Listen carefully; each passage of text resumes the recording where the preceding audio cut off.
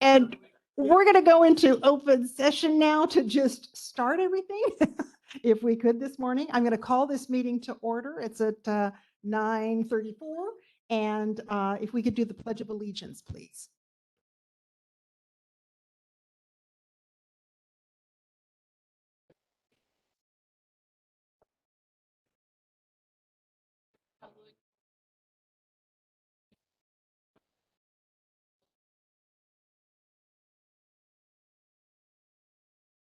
If we can go to the roll call first, please, before we go into closed session.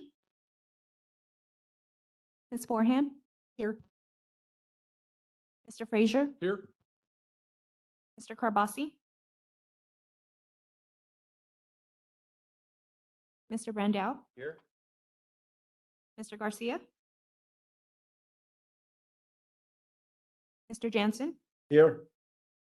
Ms. Vance, Mr. Gresham, Here. Mr. Donnelly, Just one moment. We have to unmute him.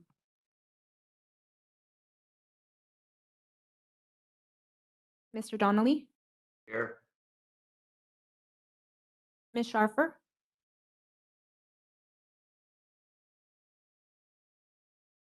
Mr. Connor, We are also unmuting. Just one moment. Here. Ms. Lukenbill, Here. Mr. Gibson, Here. and we have a quorum. Thank you. And we're going to go into closed session, but if there's any input from the public at all, seeing none, we will then go into closed session and we'll be out shortly.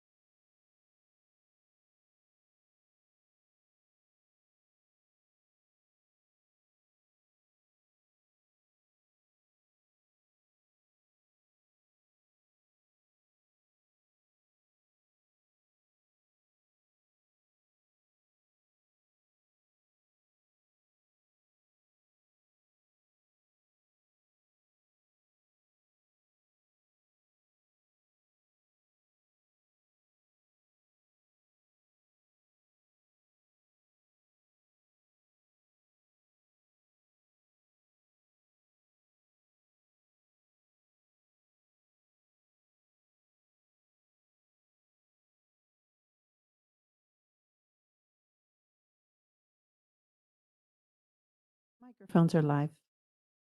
Okay, perfect. Okay. Great. We have come back out of closed session. We have nothing to report, but I thought we should do the roll call once again, if that's okay, now that we're back into open session. If you guys, Vanessa?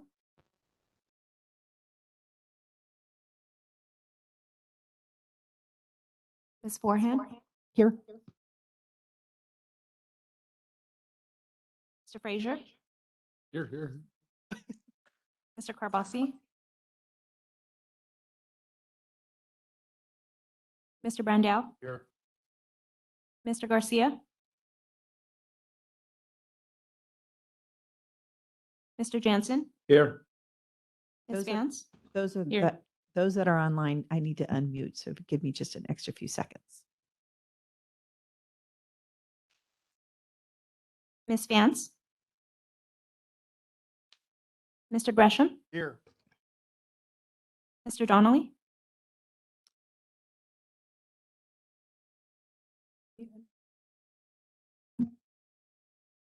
Here. Ms. Sharfer,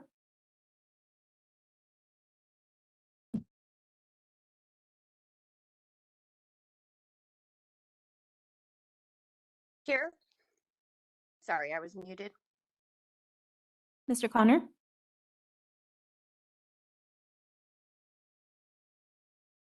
Here. Ms. Lukenbill,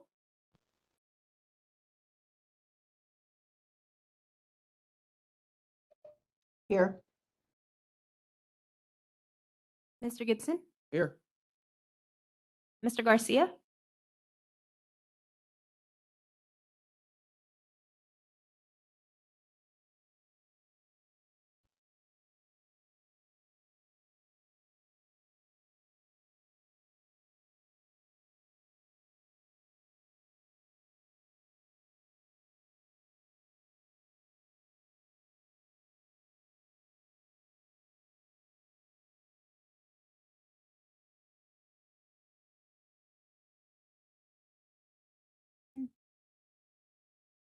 He's present, but he's not unmuting. Okay. and we have a quorum. Okay, great. And if I can remind board members that are attending virtually, if you can let our staff know when you depart the meeting, just so they can record that for the minutes. Oh, you can email staff when you depart, if you could. We're going to go on to C, potential conflicts of interest. If there's any potential conflicts of interest anyone needs to convey. Virtually, anything? Nope. Moving on to D, public comment and business from the floor.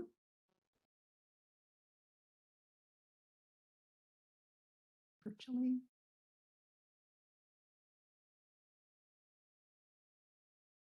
No? Okay, then we're going to move on to the consent calendar E. There are two items for action, or actually two items under the consent calendar. E1, which is an action item, it's the approve minutes of September 7th, 2022. And in addition, an information item E2 concerning the governor's proposed budget for the San Joaquin River Conservancy Move for to this con- fiscal year. Move to approve the consent calendar. Carl, second. Is there a correction? Yeah, there was one correction. Vanessa, did you get that onto your list, what the correction was? Or Rebecca?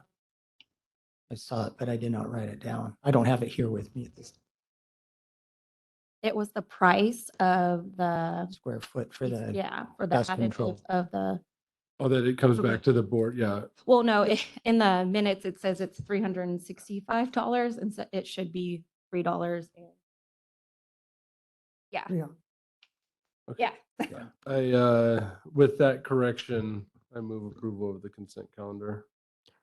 I will second. Okay. Can we take a roll call vote, please? Ms. Forehand, Yes. Mr. Frazier, Yes. Mr. Carbasi, Mr. Brandau, Yes. Mr. Garcia, Yes. Mr. Jansen, Yes. Ms. Vance, Mr. Gresham, Yes. Mr. Donnelly,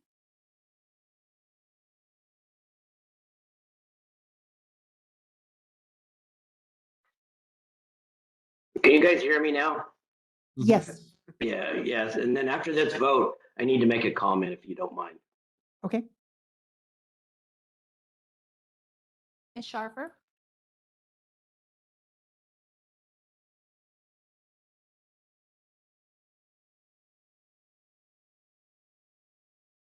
Yes, it keeps saying that the host has muted me, just so that you're aware. Thanks. I apologize. We have locked down our system. So I will have to unmute you each time. Just raise your hand and I'll be happy to unmute you. We had an incident yesterday, so we're being careful. Mr. Connor?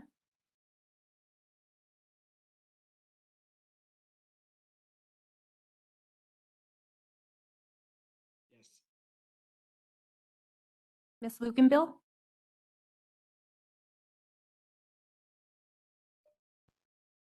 yes. Mr. Gibson? Yes. And the yeas have it. Great. And Mr. Donnelly, you had a comment? Yeah, I was just gonna mention about the unmuting and muting. Once we mute ourselves on our end, we can't unmute us unless the host unmutes us. So I just want to let you know that. Maybe when we're taking a roll call, Karen, we can just unmute during that time. Back, so they raise their hand. Does that work? Okay, if we can go to item F, regular session items. F1, action item, approve the draft contract with the San Joaquin River Parkway and Conservation Trust to provide operation and maintenance to Sycamore Island and the Van Buren unit. Yes, so for this one, Rebecca is going to go ahead and go through. I'm going to try and drive the slides and hopefully do it right. Oh, that's fine. I can come up there. You want me? I can- Either way.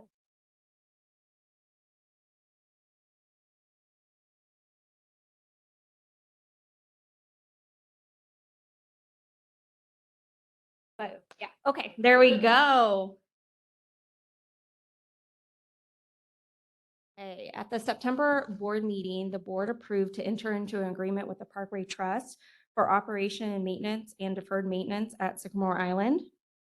After several discussions with Parks and with the help of Kent Gresham, the Conservancy will be entering into an operations agreement with the Parkway Trust. And the Van Buren. Yes, and the Van Buren unit, yes.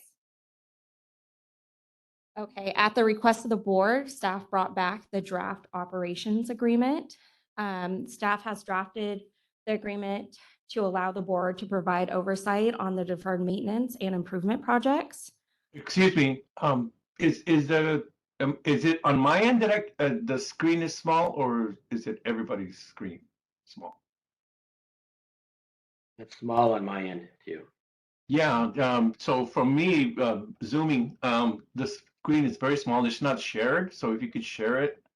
How do I? Is there any way to just highlight the speaking or the speaker?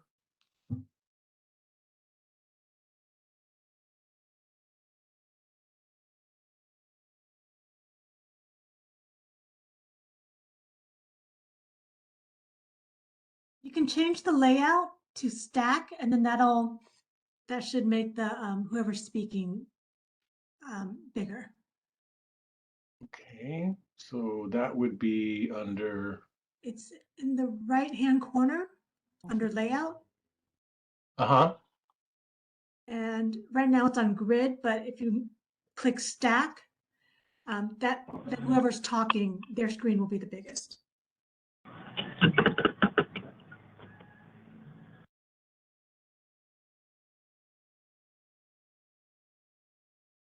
Hmm. There we go. Thank you. Much better. Perfect. All right. All right. Okay, so we are returning to the board for this operations agreement. So we added that the Parkway Trust will be required to come back to the board to get written approval for the additive to the regrading of road surfaces for long-term protection. The language, if you have the operations agreement, it is on page 12 under section 8, construction completion of improvements. The Parkway Trust has provided us with a map of the potential road system improvements at Sycamore Island.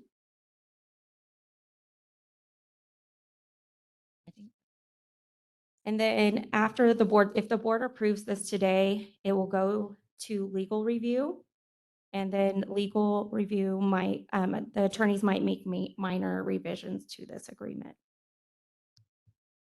You guys have any questions? Thank you for that, that overview and showing, I mean, Okay. that's a extensive amount of roads in there. I think that maybe helps see why the cost was so high, but do we have a priority list of which roads are most important to redeal? Or will we be able to look at something like that when it comes back with the? Yeah, I believe so. I think we can work with the Parkway Trust on that prior to coming back to the board. Yeah, maybe have like set up, these are priority 1, 2, 3, and then we can phase that in. We also mentioned at the last board meeting that the entrance road, a lot of the board members mentioned the entrance road. And then there's other roads that have a little bit of difficulty during the wet periods of the year.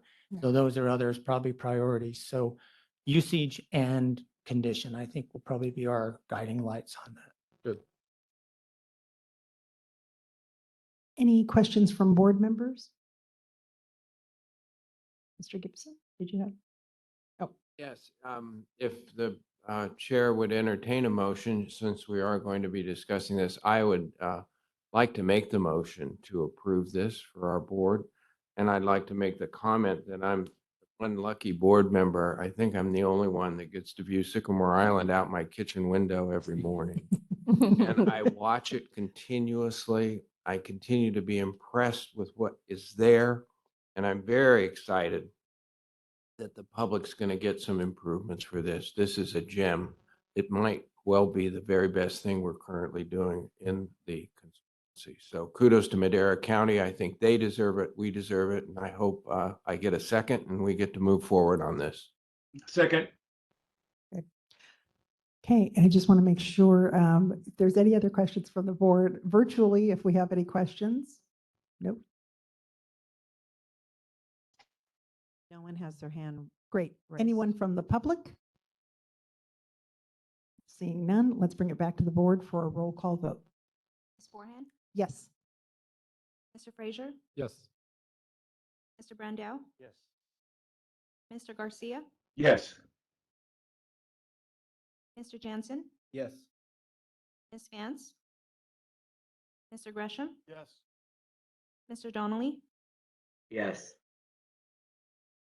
Ms. Sharfer, Yes. Mr. Connor, Yes. Ms. Lukenbill, Yes. Mr. Gibson, Yes. and the yeas have it. Paul, could you see your house on that satellite image? Yeah, and it'll be difficult to get a road right to it, but if you guys can figure it out, you will need a bridge across the main channel of the river, but I'm open to that as well. You'll still have to pay the entrance fee though. Get an annual pass. Oh my gosh. Okay, F2, action item, authorized release of a request for proposals for a contract to manage the operations and maintenance of conservancy properties. So let me do just one or two quick comments that I really wanted to do some appreciation for Rebecca for the work on that previous one. I think that was her main focus in doing all the other urgent little things that come on for state stuff. So she spent a lot of time, had a lot of help from Kent, and we also had a lot of help from Sharon, the proponent of this stuff. So it was very, very good to get this thing. Thank you. Yep. So for F2, authorized release of request for proposals, contract to manage the operation and maintenance of conservancy properties. Again, I'm going to have Rebecca run through this. She worked with John Donnelly's staff to help put this staff item together, and she knows the most about it because John's staff is actually on vacation today. Otherwise, we would ask her to help us present, but I'm going to have Rebecca handle this one.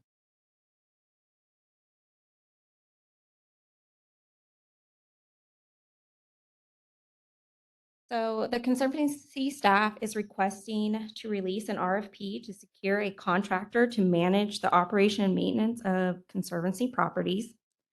The goal of this RFP is to hire a contractor that will provide the Conservancy with a prioritized, structured, and reasoned approach to delivering improved and expanded O&M. Respondents of this RFP must provide a work plan that includes a detailed scope of work, timeline, and deliverables, and a project budget. And the O&M management includes, but not limited to, the following items listed on the screen.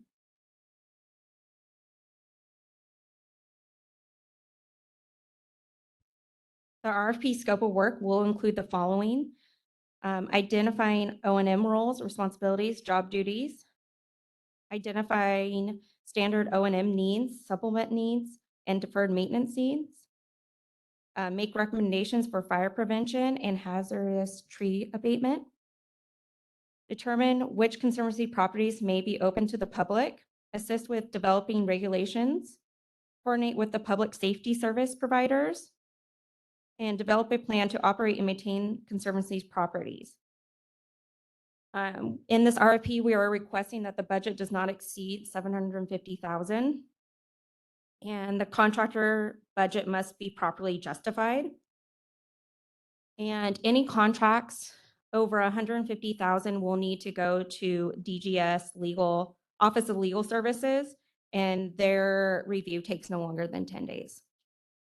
And then on the screen is the estimated timeline for this RFP and contract process. So we are hoping to release this in mid-October, have proposals due in mid-November, have the interviews at the beginning of December, and come back to the board for approval in January. The contract process will take about 2 months, and then hopefully we can get it reviewed by DGS and get this contract approved in February.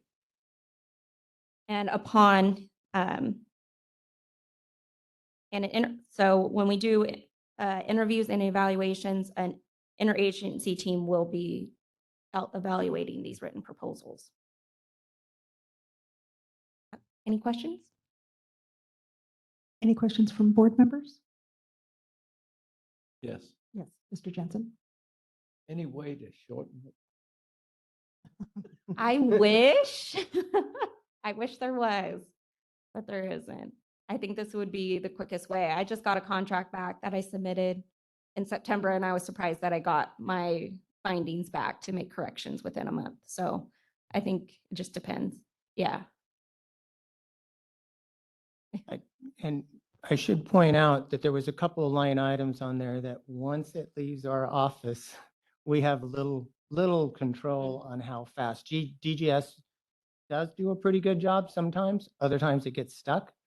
And state parks, we do have some ability to ask questions and go on up, because they've been working with them quite a while, and they've been doing much better. Yeah. A year ago, we were at about a 10-month sort of Mm-hmm. turnaround. And who we have as our contract analyst now has been doing very good. Yes. I also, I'm excited to see this moving forward, but I just also want to highlight that in the meantime, we're going to continue to move forward a lot of these operations and maintenance projects and wherever we can get contracts or wherever we Yeah. can do the work in the interim, Mhm. it's going to be important to do. Mhm. And with that, I'll make a motion for approval. And then Great. I have a question if I can. Yes, Mr. Donnelly. Yeah, I know the board has been really interested in moving this as expeditiously as possible. And I don't know what we're coming back to the board for in January for approval. I mean, you guys are seeing the contract terms basically laid out in this RFP, and the cap we're providing the approval for the cap to be at $750,000. And, it's based on bids. And so, I mean, we're going to select probably the most conscientious bidder plus the most economically efficient bidder. And so I don't know, understand what the role of the board is to bring it back in November. What is that about? Can't we just go from, once we do the interviews and evaluation, and then allow the staff and the technical group to select the contractor and then move into contract? Or do we have to bring it back to the board? I don't believe we need to. I just know that was our standard practice, was always to bring it back for you guys to review the proposal and agree to enter into a contract. I believe we don't need to. We could always just bring it back as an information item in January and let you know that we have selected somebody and we have moved on in the process. Look at that, Carl. You're going faster now. In my mind, I mean, we're authorizing the release of the RFP, and in my mind, for the RFP. I'm just trying to take one step out. I mean, if the board wants to do it, I mean, I'm fine with that, but it just seems like an extra step to me. Okay, Supervisor Brandau. Yeah, and I like John's comments. And I think that we have the ability to put some of our people on that interview team. And I would like to recommend Kent from our board to be on that team if possible. And then that even gives me more confidence in what John's talking about, and maybe skipping that last step if we have Kent on that team. That'd be one. Wait, In that case, I withdraw my, I'm just kidding. That was my next motion. You would withdraw. we would have reached out to Kent anyhow. He's our go-to on these sorts of I think things, that would be. so when he's that's a available. Great idea. Okay, then if we could call, and I don't know if there's any other questions from virtual board participants? Any comments from the public? Great, let's call the question on the motion. Ms. Forehand, Yes, Mr. Frazier, Yes. Mr. Brandau, Yes. Mr. Garcia, Yes. Mr. Jansen, Yes. Ms. Vance, Yes. Mr. Gresham, Yes. Mr. Donnelly, Yes. Ms. Sharfer, Yes. Mr. Connor, Yes. Ms. Lukenbill, yes. Mr. Gibson, Yes. and the ayes have it. Thank you, guys. Thank you. Okay, item F3, information item, discussion of draft operations and maintenance scope of work, term, and overall funding for the Sierra Resource Conservation District and the Madera Chowchilla Resource Conservation District. So I think Vanessa is going to hand out a list of things from the Sierra RCD, his presentation, which we'll see just in a second. For those online, we will get this posted to our website. We should have also mentioned you can find our presentation, the agenda, and the packet all online too, so you can follow along. So for F3, again, this is continuation from what we've been talking about the last couple of board meetings. At this board meeting, I was hoping to have more of a proposal at this point, but because of some of the strong discussion that we had last month, I wanted to bring the RCDs to the board meeting to have that discussion. So this is just an information item. This was actually last month's slides. The potential task, fire abatement, road maintenance, trail maintenance, parking lot maintenance, facilities maintenance, communications, environmental permitting, and special projects in the staff report. There's more line items, but again, these are the potentials. We don't have a proposal yet from the RCDs. We also have objectives that we put into both last month and this month. In general, maintain the properties and facilities in an efficient manner, enhance, maintain partnerships, build stakeholder engagement, support workforce development. So I should also mention the two RCDs are both government agencies, so we would be able to put together an interagency agreement that gives us more flexibility. Bids, requests for proposals, bid especially, we get a bid, we have to live with what's in the bid per price, and anything that's not in there, we either come back to you or figure out a way to go through the bid process again to start it. Pretty much the same thing with requests for proposals. For instance, that's why we came back on the Sycamore Island to change it from 3-day a week to 7-day a week. We couldn't just modify the agreement. We had to go through the whole process again. With an interagency agreement, modifications to those agreements are much quicker. So if we decide to add something in the future, we can do that. We also intend to put together, this is a task agreement so that they don't necessarily have direct marching orders on everything from day one. We'll be working directly with them. And for the item we just went through, would have some overall management from that. The other thing I did want to mention, I was going to do it in the executive orders report, but it's probably good to say here, I think most of the board members should have seen this. We just got the approval to do our interviews for a staff recreation specialist. Part of the duties of that position is to help us put together what is needed out in the San Joaquin River Parkway. Also, that's a position. You know, this is a state parks position, and I know state parks, when talking about the things that they do and the job duties we put together, communications, interpretation, and things like that are all what the position is based on. So we'll have somebody else to help us guide and work with the RCDs. State parks classification. So actually, if you look at the job announcement, it does have state parks written all over it because they do our administrative work. So we actually ran into a question on that because it's listed as multiple positions. And we said, well, we only had one position we're flying right now. We have two more that should be following this one up. But state parks says, yeah, well, state parks has multiple positions. So it's a standard deal that they do. All right, so in the staff report or the staff board packet, I did ask several questions. My intent today is to have a pretty good discussion with the two RCDs. I've got Steve Hayes here from the Sierra RCD. He'll do a quick presentation. And then Amy's Sosanoff, she's online. She actually came down with a cold over the weekend. So she's got a couple of slides that she'll also present on the Madera Chalchella RCD. The RCDs split their geography along the county boundaries. So one will do the Madera side and one will do the Fresno side. Though I've talked to both groups, and there is a little bit of overlap that they're able to do. They work well together. So the questions: should the RCDs provide communication services either by contracting out or hiring staff?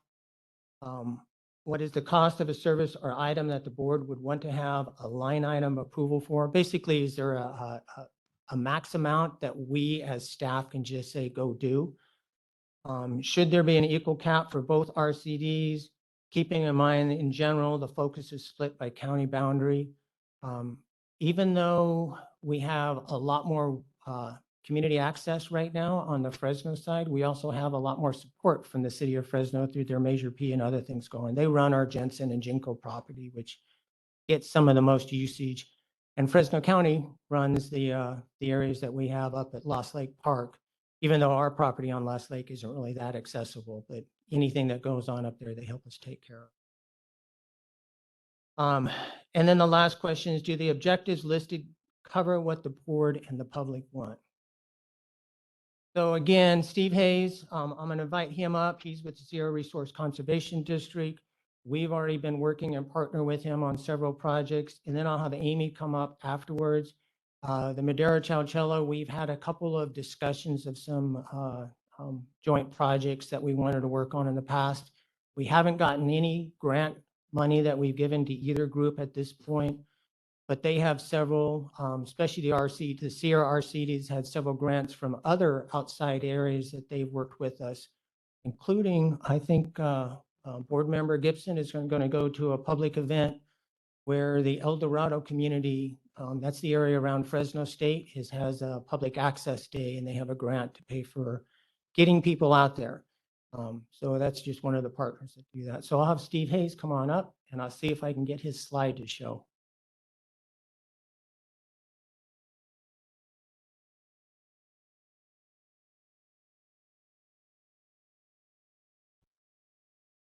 Good morning.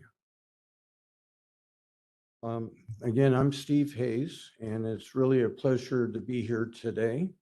So I'm going to try to the best of my ability is to introduce who is the Sierra Resource Conservation District. There's a number of you that serve on this board that have been somewhat acquainted as relates to what is a resource conservation district.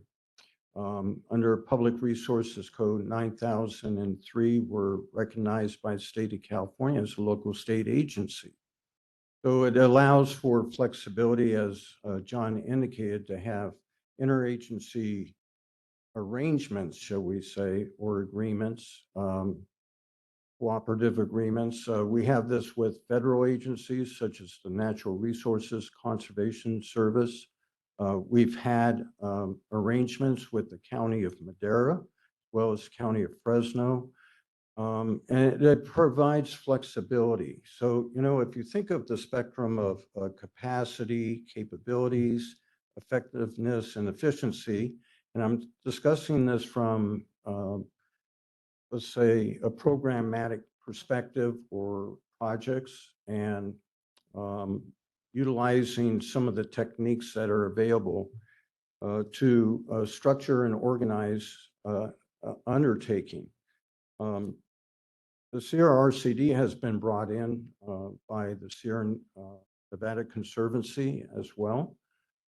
Again, to look at things as it relates to our natural resources in general, the broad landscape, talking about land, air, and water in the communities that live within it, that area, and how we can provide the socioeconomic and environmental response that is conducive to the betterment of our communities. Historically, since we have a board that encompasses both Madera and Fresno County, we were involved with the Ahwahnee Regional Park, the historic structure there, and getting it renovated. We've been at the North Fork Mill Site and dealing with forest health, biomass utilization, and bioenergy, things of that nature. And again, these were under agreements on an interagency basis. What I've done here is just kind of outline what are the services that we can provide. We can do whatever you want, and we can do it. We have the capacity, and if there's an increase in needs, we can increase that capacity.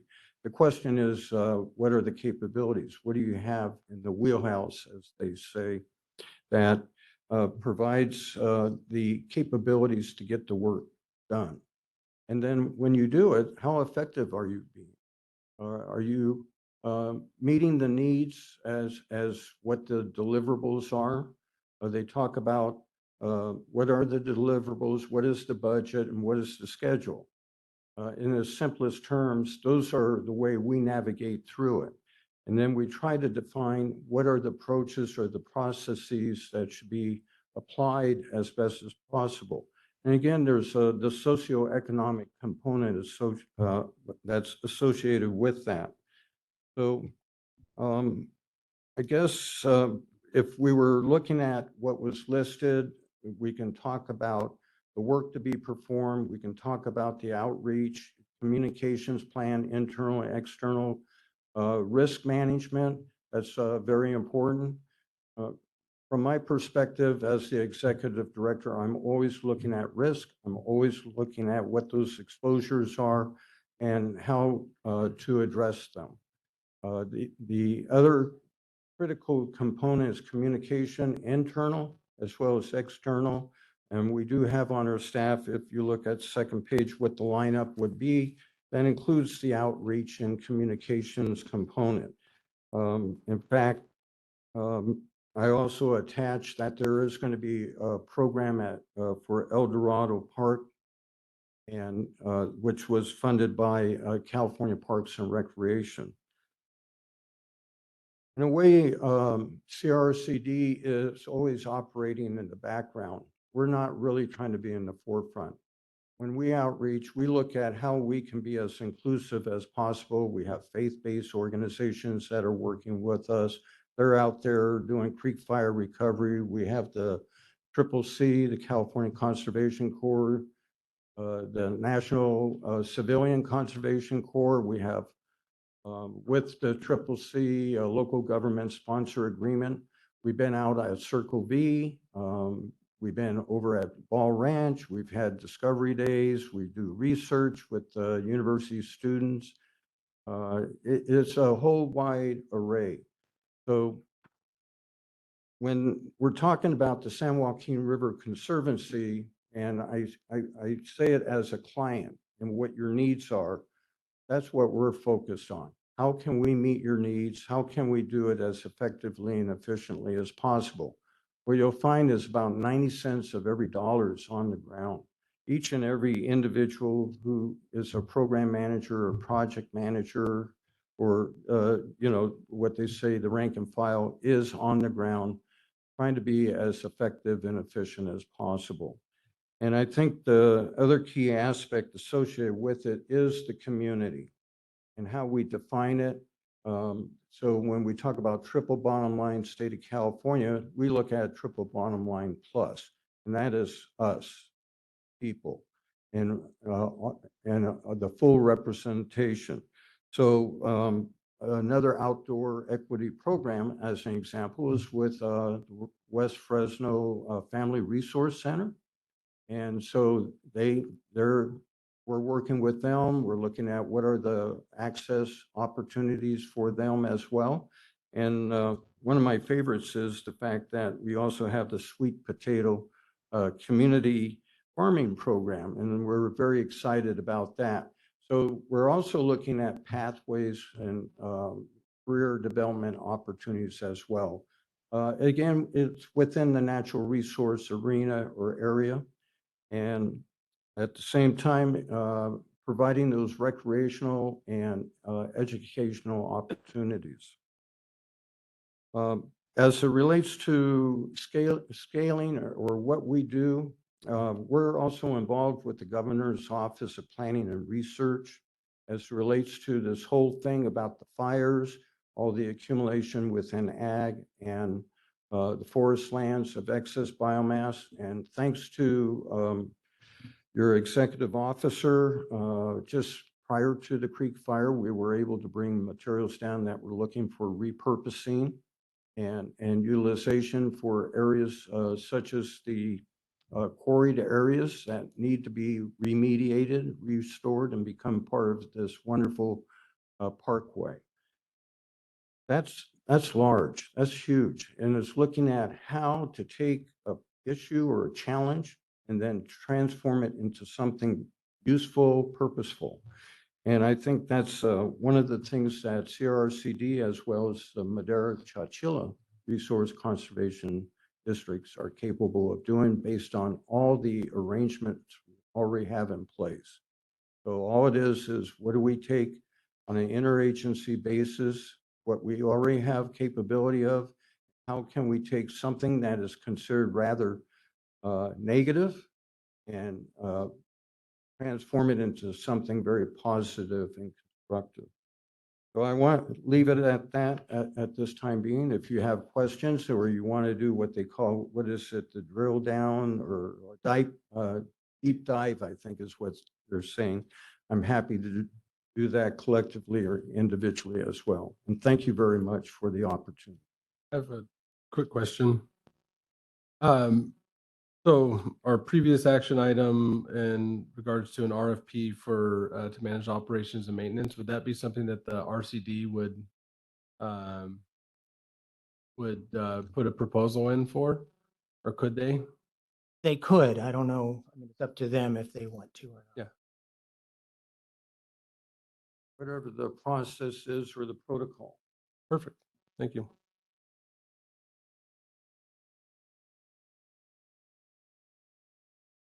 So online, hopefully we can get this all to transfer over as Amy Zilzanoff. She's the district manager for the Madera Chowchilla RCD. And while we're working to get her online, the one project that was kind of interesting that we went out with John Donnelly's staff was a pollinator garden proposal on the Tesoro Feo property that is part of Ledger Island. So the very tip end of it that is not the Conservancy's property. There's an old farm field up there and they were talking about putting together. So they do a wide variety of things, but we have had discussions with them in the past and taken a couple of field trips. So hopefully Amy's online. We can get her on. Yes, hi, everybody. Let me see if I could share my presentation here.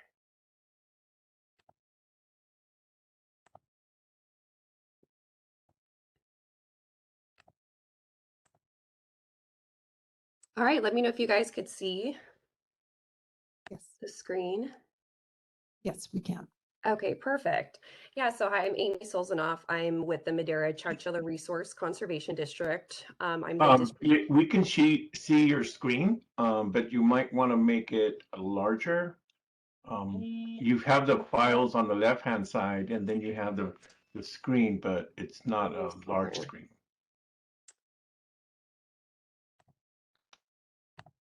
Let's see here. How do I do that? So it's not showing my full presentation. It's Correct. showing. Yeah. It's minimized. So a bit. Amy, on the top left side, there's a, your slideshows and you can do from beginning because you're on the beginning. Yeah, Almost that's all what I of was it at at. the top of the screen. Okay, that's what I hit.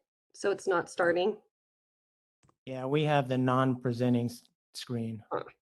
Okay, that's so strange. Let me see here. Let me try from current slide. Same thing. Yes. Yeah. Okay, because for me, it's on presentation mode. Let me see here. I wonder if there's a way to edit that.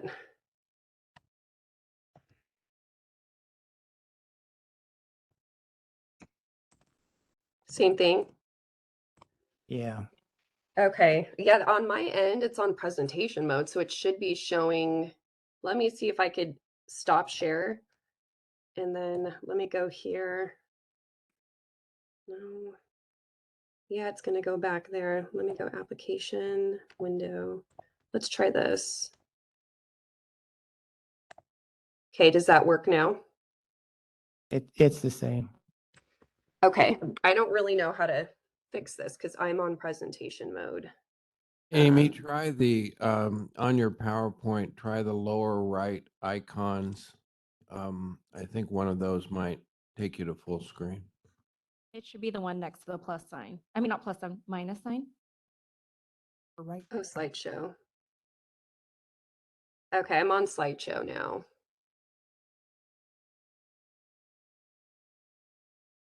Still the same? Yeah. Yes. Ah, okay.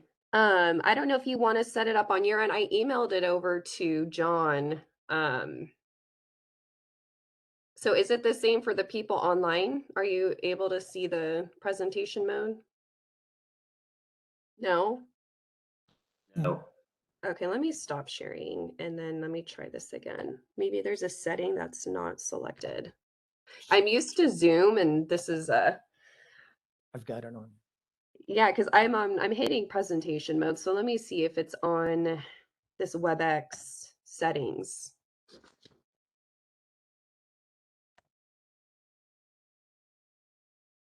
I can call my granddaughter. She's 10. She could probably figure it out for me. I know, my right? go-to. It's like I should be able to know how to do this. Oh yeah, Jackie Poo is my go-to tech person. 10 years old. Yeah, because I'm hitting like to start the slideshow. So I want to make sure I could get this to full screen. So let me see if I could zoom in and if that helps. Yeah, there we go. Oh, Okay. Amy, we have it up. Now we hope we can both show Okay. it and show. Yeah, and I'll hit people. next. But I want the people online to be able to see it. But I mean, I'll talk through the slides so you'll be able to catch all the information as well. So let me reshare this here. Yes, there it is. Yeah, sorry for the computer mishap. Okay, so I'm gonna start it. I'm on presentation mode. I hope online you could see a portion of it. I apologize if it's not showing the full portion. Amy, But Amy, we've got it up here so that everybody should be able to see it. You just have to let me know when you want me to change slides. okay, I'll say next when I'm moving to the next slide.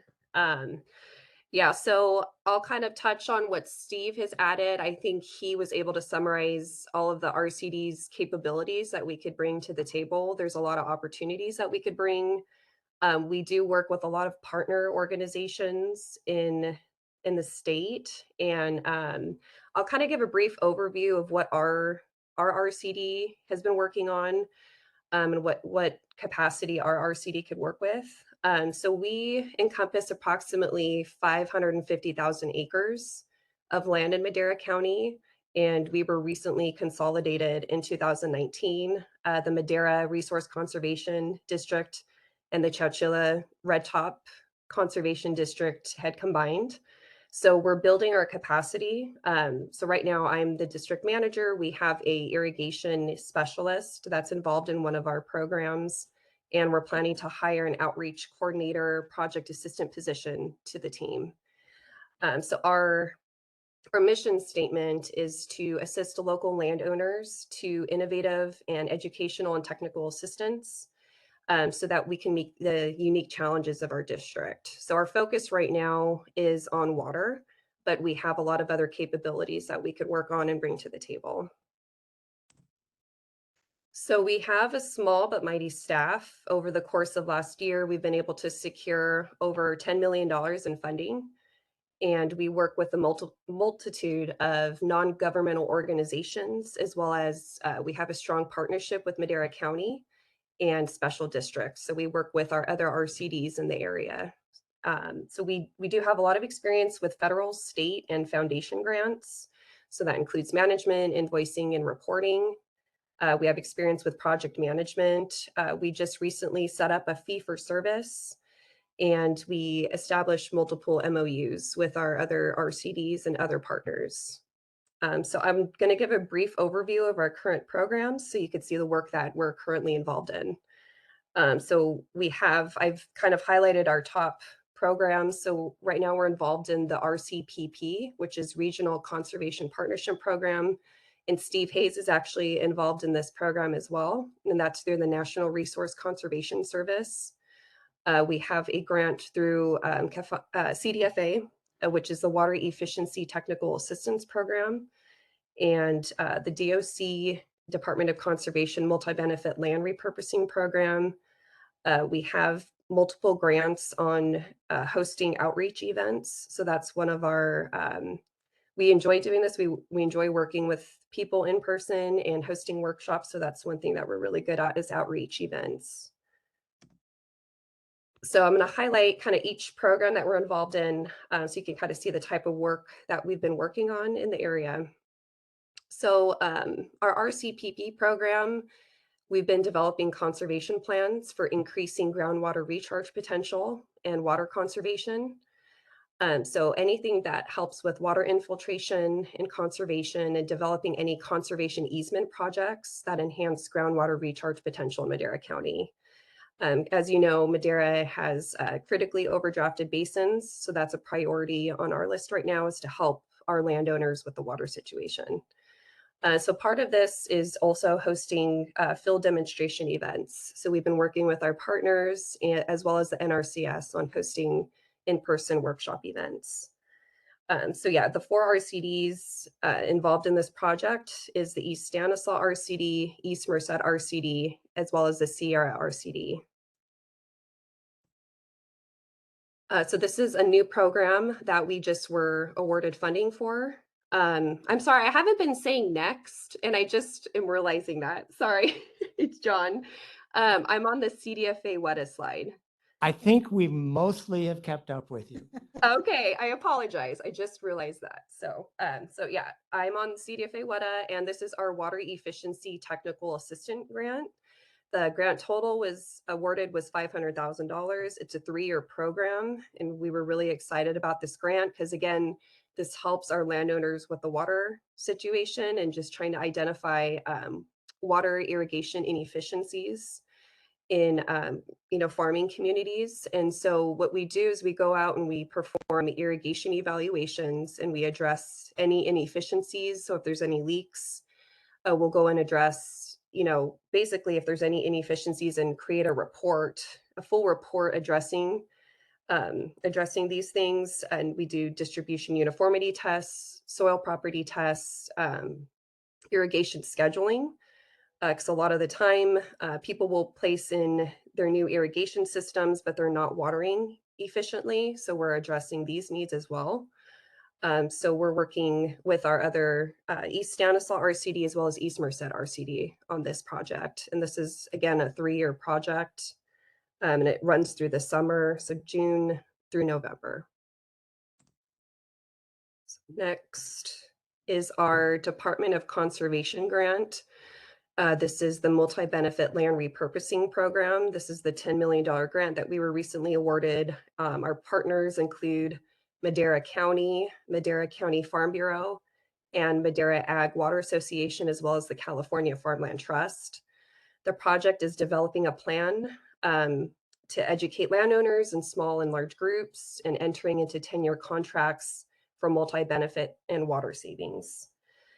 So we're going to be working with the county on outreach to communities surrounding areas that are dealing with wells drying.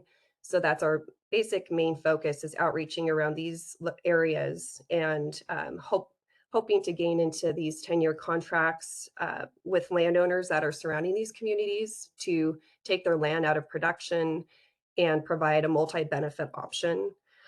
So along with this could be pollinator habitat, cover crops. There's a lot of benefits that we could add, as well as recharge. So that's one of our other projects that we're working on. And I did want to add to the project John was talking about. So we're working with WCB on the Tesoro project, which is a pollinator habitat enhancement project. And we're collaborating with Partners for Fish and Wildlife on this project. So we're really excited about that. It's still in the planning stages, but that's just kind of a glimpse of the programs and projects that we're able to work on as an RCD. So that is kind of, I know, John, you had mentioned to kind of go over our capabilities with our existing work and staff, as well as our ability to hire is needed. So RCDs are definitely capable of completing any work that needs to be done. So I will stop. I think I'm stopped sharing here. And I just want to open up to any questions that any of you may have for me based upon the presentation that I gave. Yeah, sorry, I know that we're here talking about operations and maintenance, but groundwater recharge is very important right now. Is there any way we can work, Amy, with you looking at taking an inventory of all of our properties where we have riparian rights to enhance some of that groundwater recharge programs where we have the availability to partner from the San Joaquin River Conservancy? Yes, that's definitely an option. I'll set that up whenever. Yeah, I should also mention, I'm in discussions with DWR's Flood Safe program, and we're hoping to bring them as an information item next month. And they've got a program right now that did a modeling effort that went from Friant Dam on down to either the bifurcation unit or potentially all the way to Mendota Pool. Once they got south of our area, it's like, well, I knew you're doing some stuff south, but that was one of the things they looked at from a high level viewpoint. And then they've got some stages on it, but very much we've worked with the SJRC on some of these things in the past. And yeah, so it is very possible. Thank you. So my thought here was to have both of the district directors up for questions, and I'll be here for questions too, and both from the board, and then I don't know if we have folks in the public who are interested too. Julie? So thank you both for coming and talking with us. I have some familiarity with what RCDs can and do. In this particular context, though, John, I know you went through a laundry list last meeting of, what the potential is, but do you have something specific in mind in terms of the RCD roles? So we have several areas where a little bit of fire control. We already work with the California Conservation Corps on one interagency agreement, and the Equal Opportunity Commission with their local Conservation Corps on another area But we have areas that would be really nice to be able to go, and we have brush piles. We have lots of volunteer groups and others that have helped us stack brush. For us to rent equipment and then actually have it operated is always an issue, especially something as dangerous as the brush chippers. And so that is one thing to be able to do. A lot of our fire maintenance. Matter of fact, I think I've got the list. Well, I know you talked Yeah. about like what they can do, but obviously in the context of, the RFP that we're letting, and then, it just, hopefully we can drill down to some specific actions, and I'm assuming you have something in there. Yeah, so I see the RCDs as being able to go out and do the work or do the service agreement to get them done. Where I think the RFP is looking more at helping us put together the list of things that need to be done and the overall advice and others.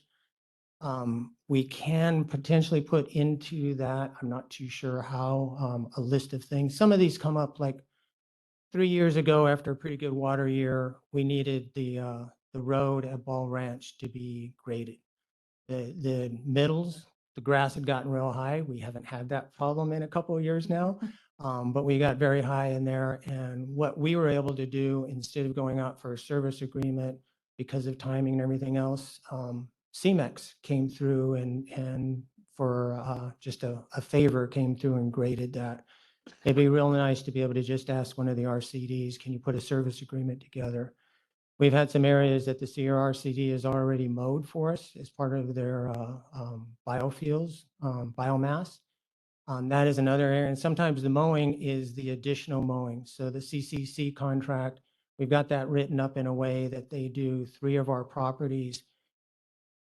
Unfortunately, we end up losing them to fire camp pretty early on. So the ability to back it up, we unfortunately never got our wildwood done this year.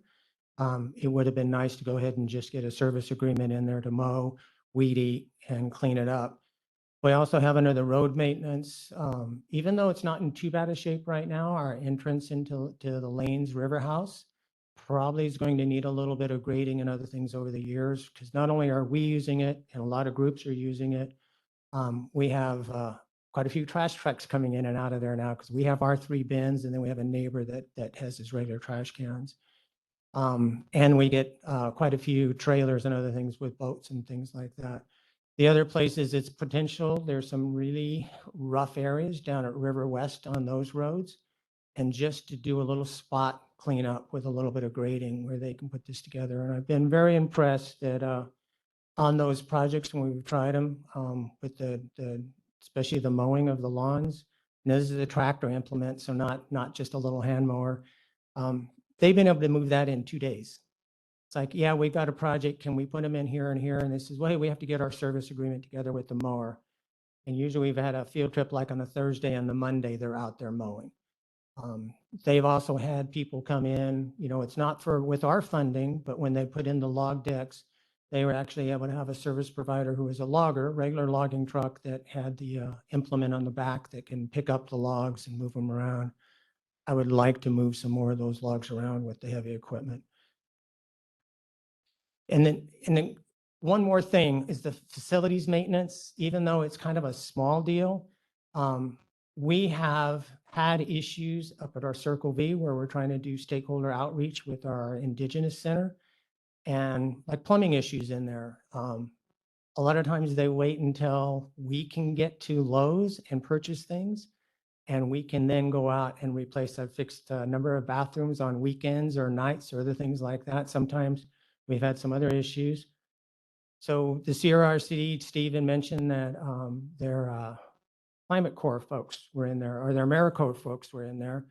One of their partners on this, Catholic Charities, not only furnished the area for the Corps members to have a place to sleep, they actually had somebody that came in and checked out all the plumbing and everything else. They've been out of there. So right now I have a big irrigation pipe that started leaking because of a root issue. And it's been an open pit now for about 2 months waiting for me to either have a day on the weekend or somebody else to go out there. And our problem is The 2.5-inch line is not a standard line, so we would have to go out and purchase it at a separate place. So this is something they can do in a day or two.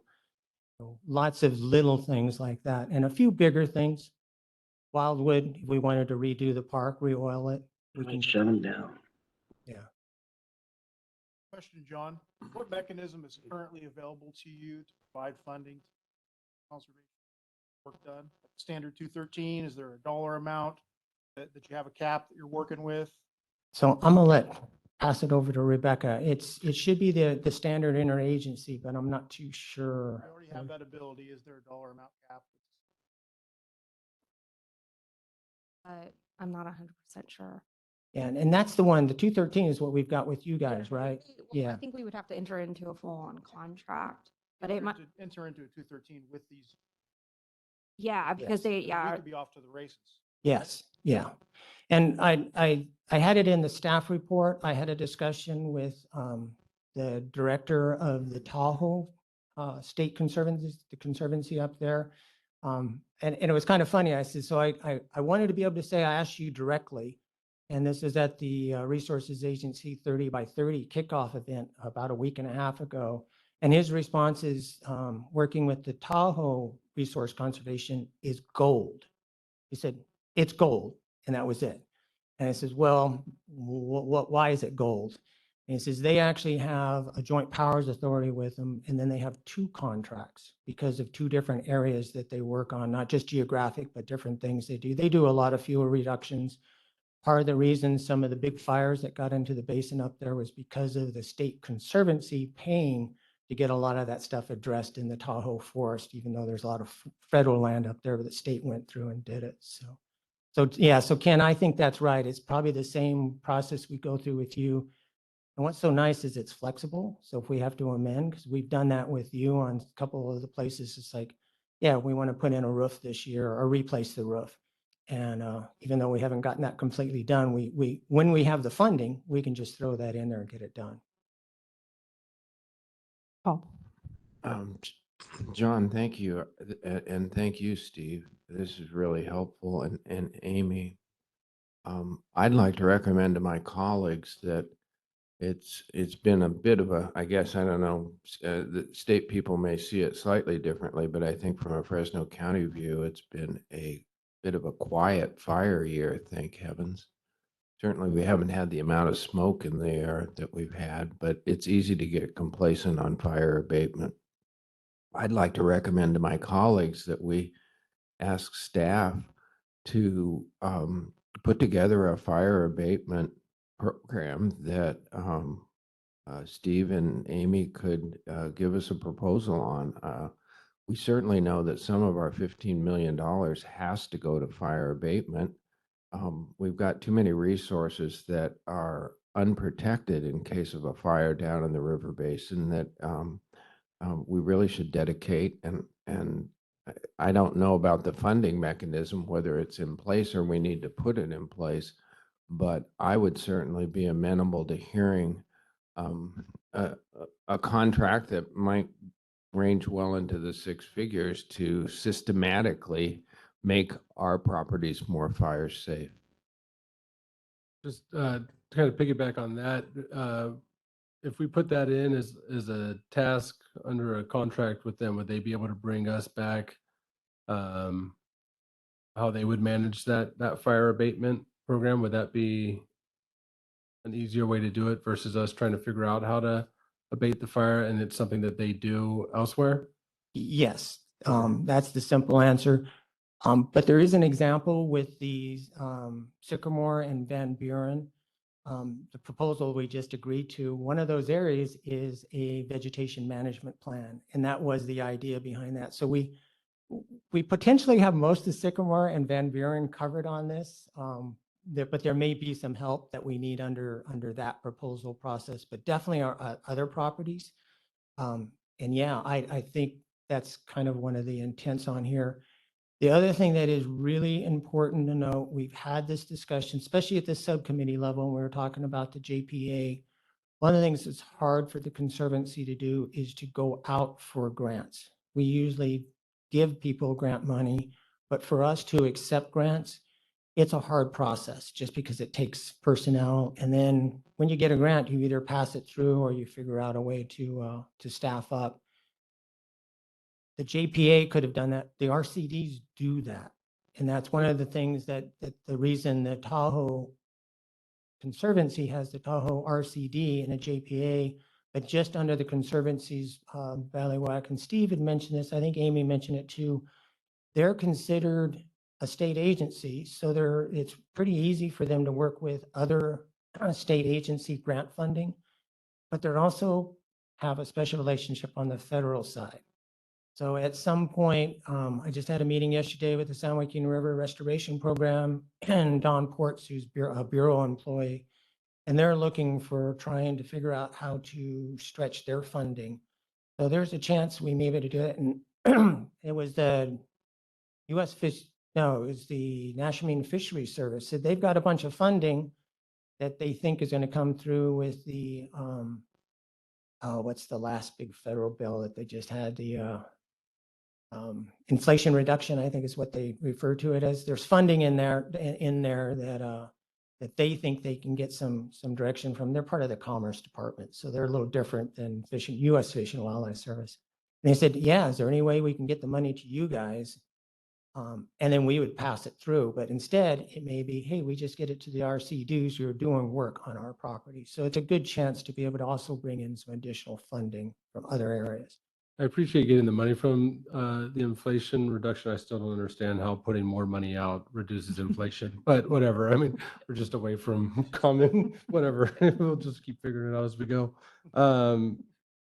So, but just one question. You just said they're a state agency. So how, as a state agency, and we're a state agency, how do they circumvent So the state guidelines where we can't? So, and Steve had to convince me I've worked with Steve now probably for 25 years on different collaborative processes. And he's told me over and over again, so yeah. And then when I actually looked up the law and the regulations, they're considered a state agency for contracting purposes, but they're not a state agency as far as civil service. So they don't have to go through our purchasing and our hiring processes. I believe both of them will use something similar to the county that they're part of, because most RCDs are relatively geographically co-located with the county. And so they have their transparent, as a public agency, they do have transparency on how they spend money. They have a board, but it's not the state system. So they don't have to go through state general services and things like that. So state agency light. Yeah. Perfect. Yeah. Yeah. And the other is their relationship with the federal government. We, as a state agency working with the federal government, sometimes that's almost as complicated as working with a private entity. So with contracting, and I haven't done that here at the Conservancy, but my old job at Department of Water Resources, we had several federal contracts where we both gave them money and we got money from them. And it was a headache.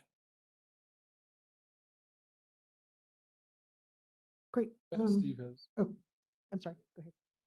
Okay, so I'm enjoying the discussion. So today it's just a discussion item. I'd like to ask my colleagues, Paul, I kind of got your feel already. I'm ready to start contracting with these folks and let them start getting to work. So what would be the best way to get that moving if we have agreement here on the board? Is it to come back in November with some kind of contractual agreement that we can approve, or is that too soon? Okay. I kind of looked at Rebecca because she put in a lot of time on getting the contract put together.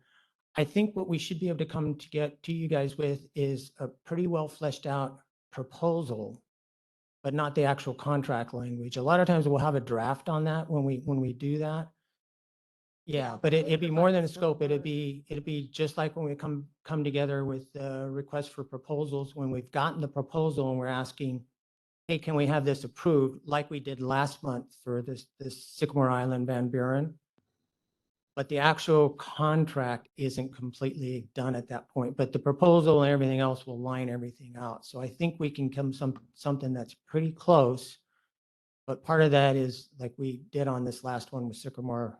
We still have to send it through our legal. We think we've already had questions with legal. We think we're close on that.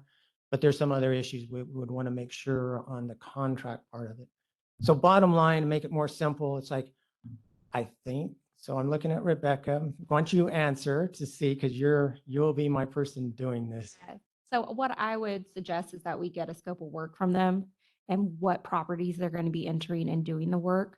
Because we would just take that scope of work and put it right into the contract.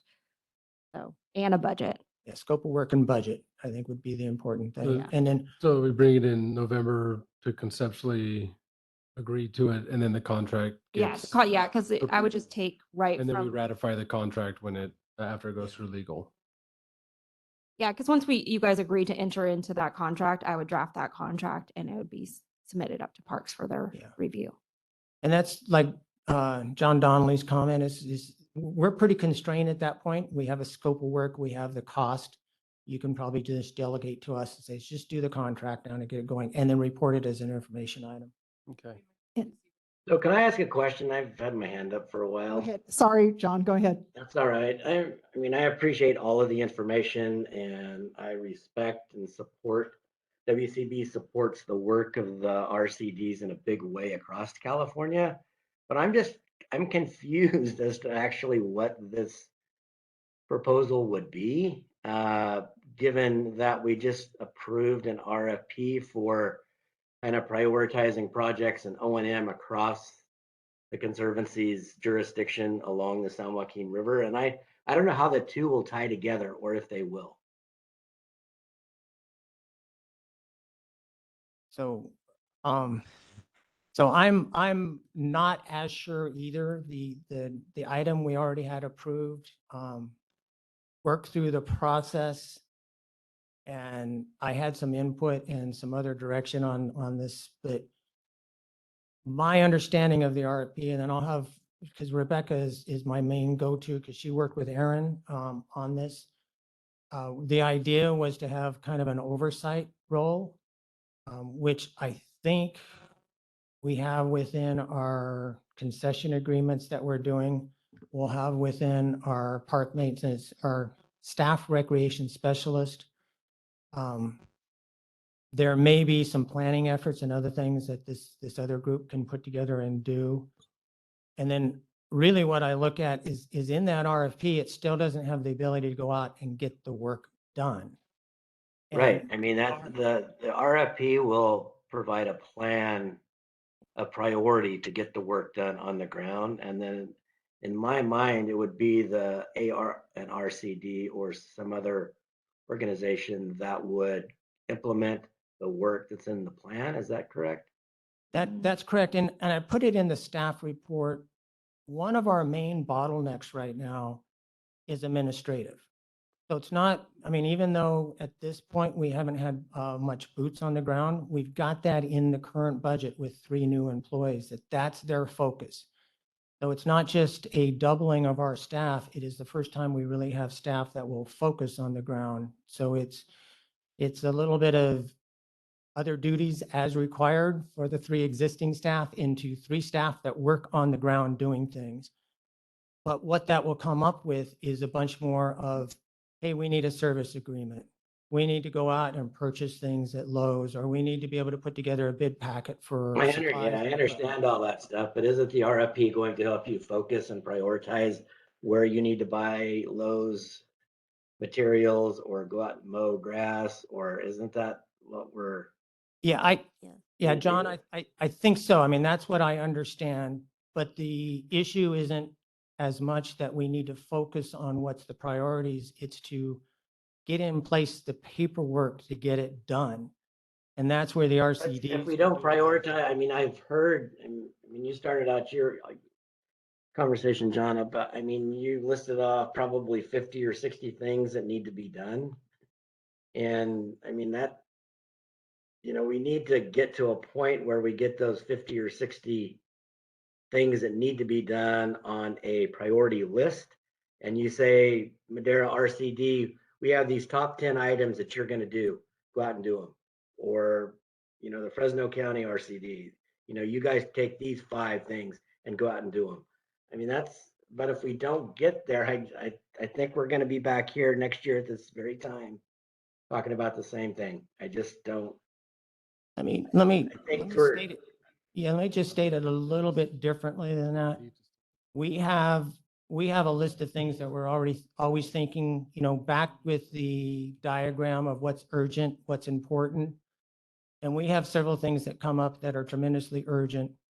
And we have quite a few of those end up being tremendously important. We spend our time almost always on just the urgent and important, and rarely do we Yeah, I get totally understand that. yeah, and rarely do we get to the not urgent but important. Like for some of we talked about the road grading. Well, we can survive on the road grading for a little while. What we need to do, instead of taking the top 5 to 10 items on that list, to be able to say, how can we get down to item 50 of the 100 and get through? And so the RFP will help us do some of those prioritizing. But if we're only able to get to the top 10% of things because of our administrative backlog and issues, that's one of our things that we come up with. And that's where we've been at for this last year. But we have 3 new employees coming in that can do quite a few things to get on the ground for individual actions, be able to review things, say, hey, this is what our priorities are. Park maintenance workers, that's what they do to some degree, and these will come in it's a non-entry level. We don't know if we'll get them filled. We have to figure out we can get those folks. And then the recreation specialist is another one who will give us some listing on this priority. And then we'll have this RFP. But again, having the priority and the plan doesn't do us much good if we can't move through and get things done. And that's what our issue is. But isn't that the idea of bringing in the RCDs to help you get the work done? Oh, exactly. That's what I'm saying, John. That is why we're trying to bring in the RCDs. All right. Okay. Thanks. Carl. I was going to bring up part of what John is mentioned. This RFP is going to set our priorities and outline. I view the RCDs as, I don't view as a real tight scope of work. I view a broad scope of work that we have entered into them with, so that, and I'll use as an example, we didn't do a very good job on fire breaks this year. That when, depending on the year, some years you're going to have to disc your fire breaks twice. Some years like this last year, maybe one time will take care of it. But when I look at Fresno West, when I drive over there, our fire break really wasn't very good. And this would allow us to meet, if it's a wet year, we call them in February to do the first disking. In April, when it's drying up, they come back in and finish it up. And so that's what I view it as a means to have services available to us, not for a specific job, but a broad scope, so that we can say to Steve, we need a fire break here 12 feet wide in the right place, which it wasn't this year, I don't think, in my opinion, and get it done. Julie. I agree with both John and Carl, and I think the issue, and I was kind of thinking the same thing, is that we're talking about getting something in place with the RCDs before we have our priorities set, and I think that's maybe where John is having some, but on the other hand, we obviously want to get things going, as soon as possible. And so maybe we can agree that something like, fire control, fire suppression is a priority before we have someone to help set the priorities and help get that going. And maybe the agreement is so general that they'll basically be kind of on standby to implement things that are later identified as a priority. I think some of the concern, though, might be, we don't want to just start going and doing things, not that I think that's going to happen, but and spending money on things that may or may not be later identified as a priority. But I think things like fire suppression and safety are clearly going to rise to the top. So we're kind of trying to do 2 things at once that have a very much a relationship with one another. But we shouldn't get too far out ahead of things before we have the priorities and the kind of order of things identified. I do also want to make sure people are aware there's ongoing things we can do, you know, almost on a regular basis. Some of the fire control, as Carl was saying, you know, and that's where we had the CCCs and the Fresno County Office of Education. The CCCs didn't get in place because the contract that was the one that took like 7-8 months to get through, if I remember right. But that's every year that we've had the CCC in the Fresno County on, Fresno County does the River West, and they did go through and plow. It was a little late, but they at least were out there. But we have several things also that are ongoing. We do gate repairs. We've probably been to Sycamore Island already 6 times or something like that. And some of those have taken us 3 to 4 weeks to get done. We have a gate that's been damaged to where it's still usable, but you look at it, it's a mess at Ball Ranch. We have a boat at Ball Ranch. Those are both things that are important, but since the gate's still usable, it hasn't been tremendously urgent. So there's a list of things we have that we can bring forward and says can be done right now if we Right. can just get the administrative Yeah. And bottleneck done. yeah, and John, I think that what you're maybe hearing from the board is though that, you know, you're saying you lack the labor force, you know, to be able to do some of these things that need to get done and have to be done on a regular basis. Maybe we can put some of these, we're in either in a 213, whatever the interagency agreement that allows us to give that flexibility for those things, and then have the other move forward, the other RFP where we have the planning and lays out so that we kind of get this all moving, because, you know, you're saying things aren't able to get done in a quick fashion, those repairs out at the gate, those things. We want to get those things moving quickly. And so in the fire abatement and those things, if we could kind of start with those things and then go from there. Yeah, no, I think that is definitely our intention.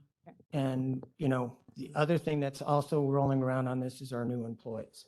Yeah. So, you And know, I- like, yeah. Just to, I think just to kind of wrap this all up, the way I see it was originally the RCDs was coming in as the answer to the problem and the RFP was the answer to the problem. I think both of them are tools and that together they become the answer to the problem, right? They should exist together in how we overall manage this. And so I think bringing back the work items or the task oriented that go with that is our tool in our toolbox. And then, like I had said on the F2 item regarding the RFP, I don't want to wait to get the RFP back before we start doing work and actually. So I think the RCD is the much quicker tool that we can start implementing, but then overall going forward, when we have both of those together, I think we'll finally have a really strong path forward to maintaining these properties and getting them open and accessible to the public. So I think we've belabored this, and I think we got a lot of, and thank you for having Steve and Amy come here, and Steve, Amy, thank you for coming here and explaining it, because I think it was so big, no one understood what it actually meant. So I think that was very useful today, at least for me. And so I think just moving forward, we keep going and get that back in November to get the scope of work, a budget, and then let that out go through the contracting process. I think Bryn used the ultimate word, which is flexibility, when she spoke a little bit. So I don't see, and I appreciate John's comments, but I don't see a major conflict. As we set our priorities, we have the flexibility in place to roll over whatever workload the RCDs can accomplish at that time. And so, but I also would like to bring it back and hear more about it in November. If Rebecca, if you can get that done. I'll try. Well, you just finished that other RFP, so I know. mean, that was, you got nothing else to do now. Yeah, I know. And I was also going to say, this is going to serve as my comments because I have to go right now, but I'm really excited. I've got to say to my colleagues up here on the board and the public, it seems like there is a fresh wind blowing in the Conservancy, and I'm excited to be moving forward finally. So appreciate everybody's hard work. Thank you. Thank you. Thank you. Thank you, Steve. Bye. Great. Okay, if we can move then on to item F4, information item, proposed National Fish and Wildlife Foundation in lieu. Was there any public Excuse me. comment? I'm for that? sorry, I'm so Let's see. sorry. I'm just trying to move on. Any public comment on that item of F3? Were there any further questions from board? I'm so sorry, virtual. No, I do no not public. see any. No, anybody in the audience here? Questions? Anything? Nope. Okay, then we can move on to item F4, information item, proposed National Fish and Wildlife Foundation in lieu fee programs, Ledger Island project, and the development of a full proposal. So again, just an information item. There is an action that staff is going to do, we hope, as the basis of some of this discussion. So the information item is National Fish and Wildlife Foundation. You'll hear a lot of the conservation people refer to them as NFWF. You know, NF, WF doesn't really sound like it, but that's NFWF. You hear it every now and then. They have been around for a long time. They basically put together mitigation compensation funding and then go back out to do projects. And that's their in lieu program. And yeah.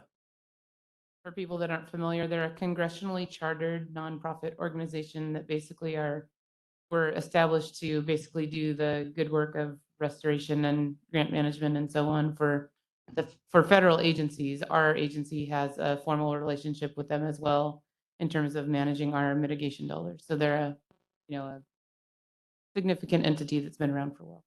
And we have been involved, but not actually as a receiver of any funding.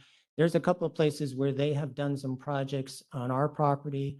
I believe some of it with the Parkway Trust, and then with others where they've helped out on a couple of things.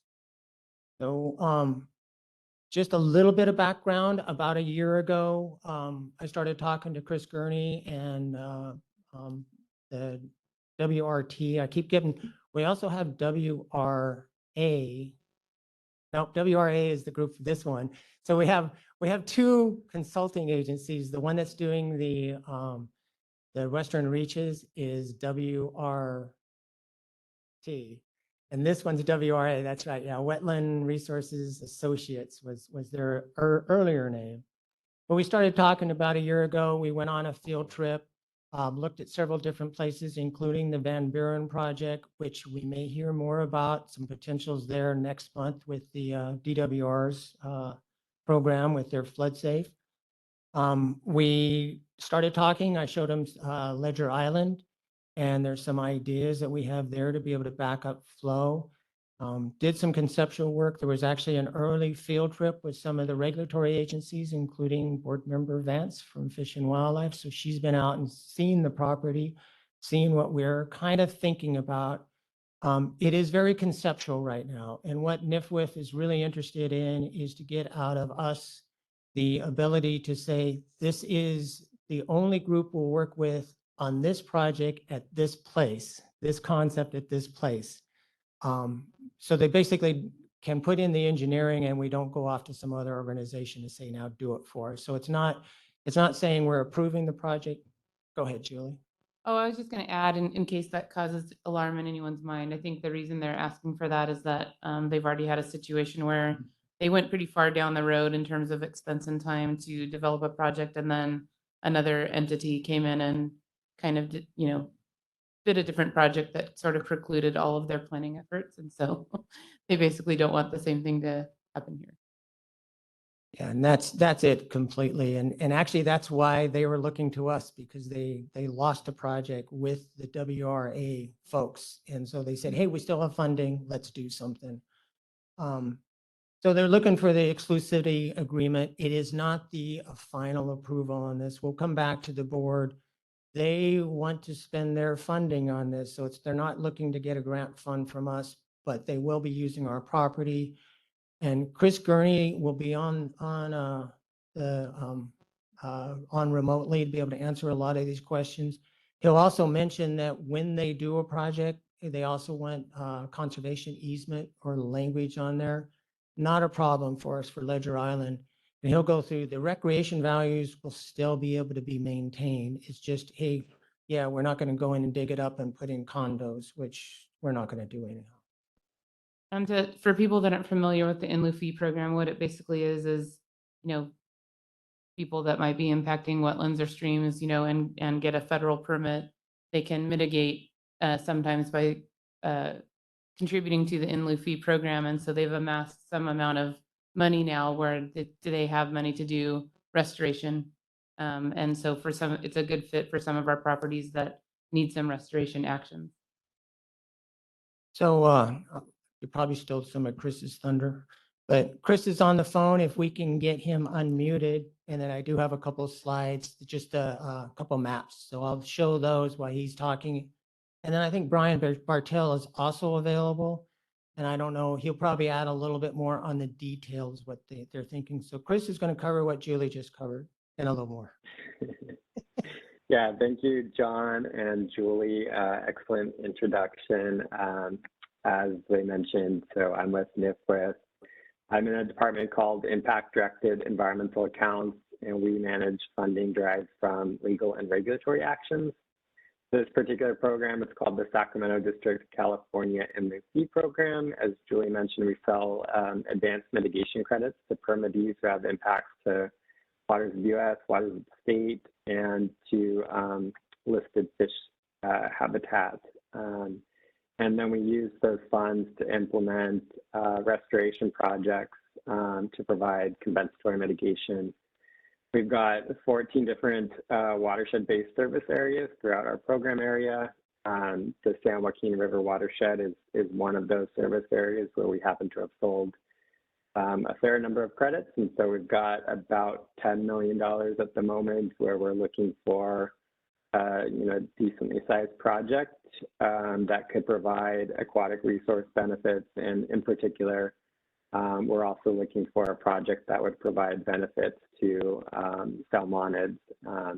A portion of the funding that we have was derived from a NIMS biological opinion, so for impacts to fish habitat. And so we're looking for a project that would provide fish habitat as well as general aquatic resource benefits. And so we've been, for a couple of years now, looking kind of up and down the San Joaquin River, trying to find projects that we think would be a good fit for our program. And through working with WRA and working with John Shelton, we came across the Ledger Island property, which we think is a great fit for our needs. I think most of you are probably familiar with the property, but it's about 4 miles downstream from Bryant Dam in Reach 1A of the San Joaquin River.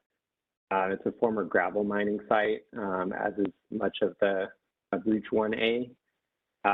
So conceptually, the plan is, it's a site that floods currently, but only at about a 5-year recurrence interval. And so conceptually, the project would, make the site flood more frequently to provide more benefits. And then when the site does flood currently, the water is actually impounded, after waters recede, and doesn't fully drain back to the river. And so the project would sort of smooth out the topography, partially fill the low spots, lower the high spots, so that it floods on more of an annual seasonal basis and provides high quality seasonal wetland and rearing habitat for fish. And as John mentioned, we're still at a very, very conceptual phase. I can share my screen and show the concept plan in just a second, and I'll turn it over to Brian to explain the project in more detail. But at the moment, what we're looking for from the Conservancy, like John said, is a commitment to work with NIFWIS on this project, and then ultimately, because it's a compensatory mitigation project, there's a requirement for long-term site protection. And so, as John mentioned, that could be a conservation easement. It could also be a deed restriction. And so, maybe in this case, a deed restriction might make more sense. We're open to, multiple options. But what we're ultimately looking for from the Conservancy is a commitment to work with NIFWIS exclusively on this project, and then also a commitment to, if the project does move forward, to work with us to record some sort of site protection instrument on the property to ensure its protection and perpetuity. And we've been working with John, talking about this project for a while. We think it's, very compatible with the interests of the Conservancy and the Conservancy's mission. And then we worked on, looked at existing trails and how we could maintain a variety of trails across the property as well. And so we think it's compatible with the Conservancy's mission. And I'll go ahead and share the screen and hand it over to Brian. And I guess I should also mention, we're at this point of coming to the Conservancy. As Julie mentioned, we're at the point where we're having to spend more funding to actually get this going forward. And so the next steps for this project would be to do a number of technical studies, so some hydrology modeling.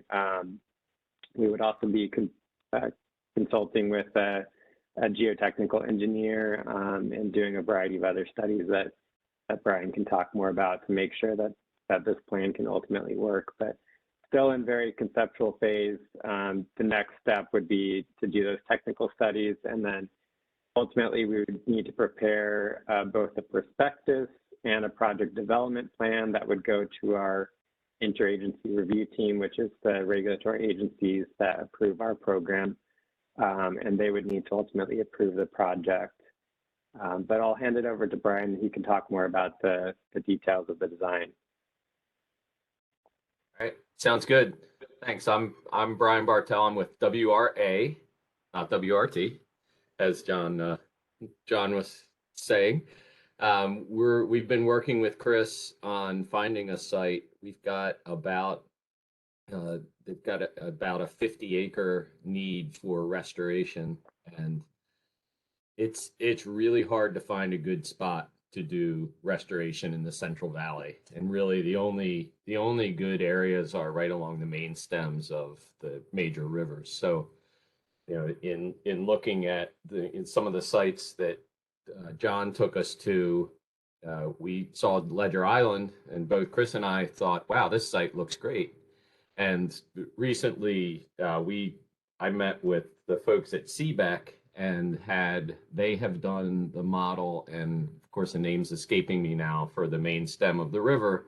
And this is one of the sites that they had picked out as also would be good for restoration. So that was nice to see it kind of validated from, completely from another angle. And the whole idea, what's happened on a lot of these sites along the river is that as the flows have changed with diversions from Friant Dam, the hydrology as it relates to inundation of the floodplains has changed. So we have, lower flows, less frequent flooding. So these areas that historically were probably wetlands and riparian have been cut off from those flows. So the goal of the project would be, we can't increase the flows, so the lever we can pull is changing the grades of the site. So the goal would be in this site, the areas that Chris has hatched and crosshatched would be graded so that we would lower those elevations and connect to flows that would happen on a yearly basis. And of course, those flows, we have the flows that we have now, and then we're going to have the restoration flows. So we would be targeting the restoration flows in kind of a normal dry and wetter years, so that we'd have inundation, hopefully every other year at least. Hopefully every year, if in drought years, who knows what's going to happen, but every other year would be what we'd be targeting. And on this site, we've got a bunch of ponds. It's really it's pretty variable. And the goal would be to balance the cut and fill on the site. So we're filling some of the ponds, leaving a lot of the riparian vegetation where we can, and then grading down some of the higher areas. And you can see on the plan that Chris has in the center there's kind of a blob that we're leaving alone. And that area, this center area looks like it probably was never wetland. It's pretty high, and the area on the left hand of the screen, that kind of orangish yellow arm that goes up, is a cutoff channel that used to form the island. Ledger Island. So again, it's been, I think there's a dike at the upstream end or berm that keeps it from water from flowing through there.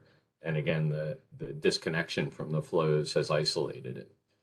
And so what we would do here, we don't have access on the top, the northern end of the site to the river. And so what we would do is we essentially create a backwater alcove on the coming down from the area where that black bar is with the arrow pointing to it that says approximate PG&E easement. So we'd come in and start lowering the elevation there and create a large backwater area so that when the river hit a certain level, that whole area would fill with water. And of course, what we'd do is we'd look at what kind of, the target elevations of the different areas. And, we'd have different plant communities from like more of like marsh species to riparian around the edges. We probably would do, some of the things that we would want to do would do some riparian buffers around the edge. And in addition to the wetlands, really the idea is to restore kind of the floodplain dynamics, habitat, and hydrology that would have been there, pre-settlement of the area. And then Chris was mentioning some of the studies. So we're trying to kind of hit this from a systematic standpoint. One of the things that we noticed on the site was on the northern edge, we did see bedrock. And so one of the first studies we'll do is a geotech study. And we've enlisted a geotech who's got experience with mine reclamation and works in the Central Valley to do kind of a preliminary assessment to see, number one, where we have bedrock, and number two, what kind of material do we have in the rest of the site to give us kind of a general characterization. And then the next thing that we need to do is look at the hydraulic modeling and establish kind of a base. Okay, this is what we need to do is we need to establish an elevation at which we begin to inundate the floodplain. And that elevation is going to be critical in determining the feasibility of the project, because it's a lot of dirt. If, we're 50 acres and we have some areas where, we'll have 5 to 6 feet of cut, and over 50 acres, a foot of difference makes a big deal when it comes to cost for grading. So we want to make sure that in the beginning, we have we get that model dialed in and validated so that we have a reasonable sense of assuredness that the design elevations are going to be correct. The good news on that front is there's been a lot of modeling on the river, and we've got the flow data for the restoration flows. We've got historic flow data from the gauge on the river. So, we can, the hope is that we can use all of that data, all the other modeling that's been done in the watershed to really help with those studies. And then once we get those done and get that dialed in, we get approval from the Conservancy, then we'll move forward with the final design. And yeah, that's about all I have. Is there anything else, Chris, that you can think of that I missed? I just pulled up so everyone can see it, the conceptual trails plan. So again, this is all conceptual, but the green highlighted areas, green shaded areas, those are the areas that we're proposing would be flooded on a seasonal basis during high flows.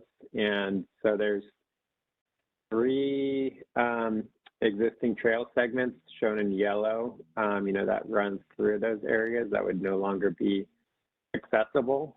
But the plan is to maintain that perimeter trail, and then there could be potential to add, a new sort of interior trail where that pink line is shown.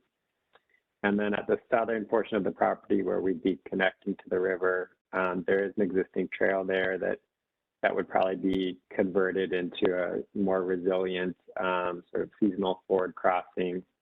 So it could accommodate inundation during the wet season, but it would still be accessible and usable during the dry season. And so that's the conceptual trail plan. And then just have one other figure here just to show kind of what the site does look like currently in a wet year. So this is again about a 5-year occurrence interval. You could see the flooding here on the right hand side. A good chunk of the site, which is essentially where we're proposing restoration, is already flooded, but just for a short period of time, about every 5 years. And then when it does flood up, the water just sits there for a long time and evaporates slowly over time instead of draining back to the river as it would in a more natural system.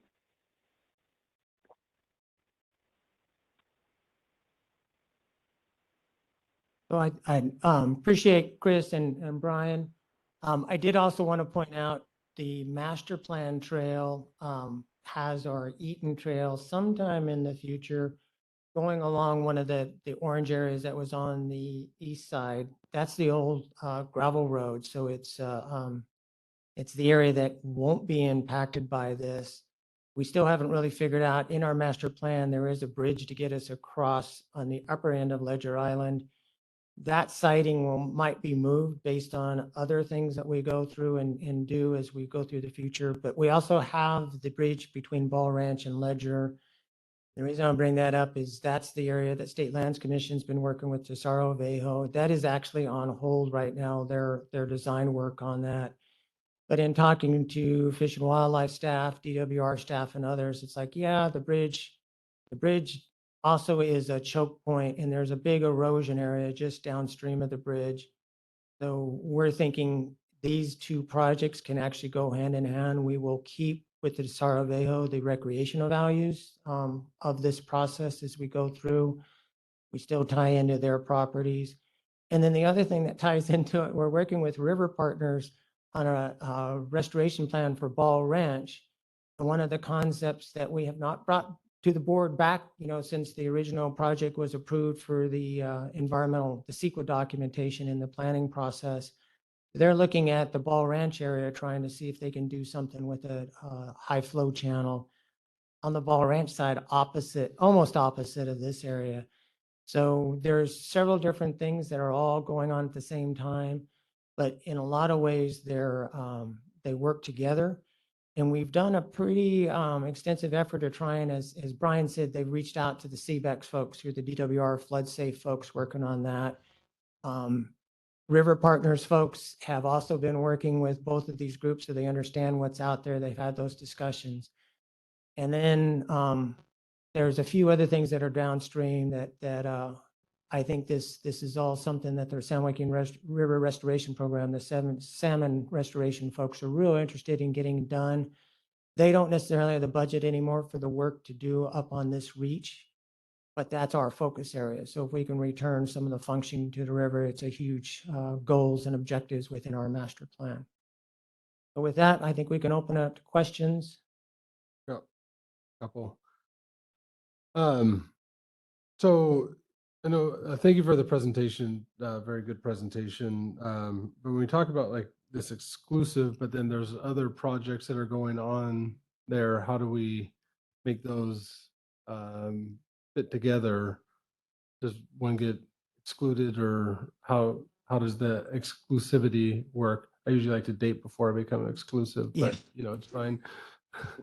So, as I said, the other ones are in the area, but not right on top of it, except for the Tesoro Vejo is a little bit on top of it, but it's a whole different sort of project. It's just the connection of the trails, and they do not have any proposals to build any new trails. It's just keep the existing trails and open them up, other than the replacement of the bridge, because the bridge is if everyone remembers, is structurally unsound. So we need to get that replaced at some point. They do have some areas with the Tesoro Vejo project where they want to do some launching and other things. But again, that works in pretty well with this, and it's a different sort of deal. So we can still do our exclusivity for a salmon restoration wetland project on this without getting in the way of the other ones. Okay, and then when I first saw this, it was like a proposed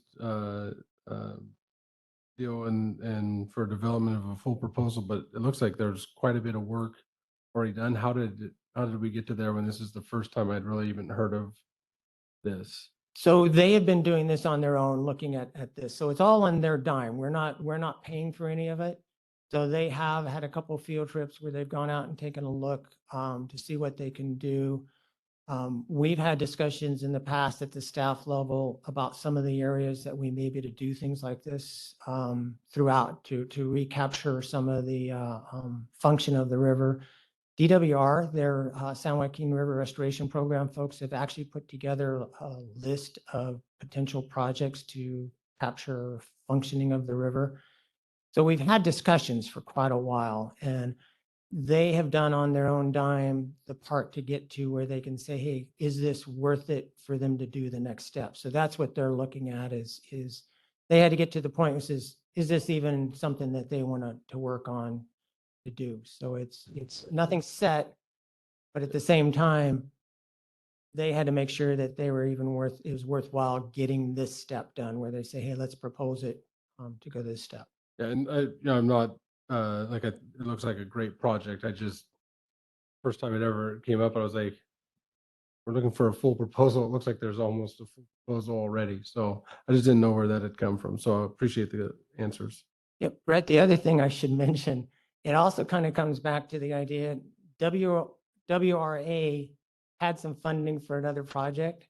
So their proposal into NIFWIF was for something different. And the NIFWIF came back and said, hey, since we took this one was taken away. NIFWIF didn't take it away. It's like, this spend some money. So it was a focused, we need to do something basically in this area of the San Joaquin.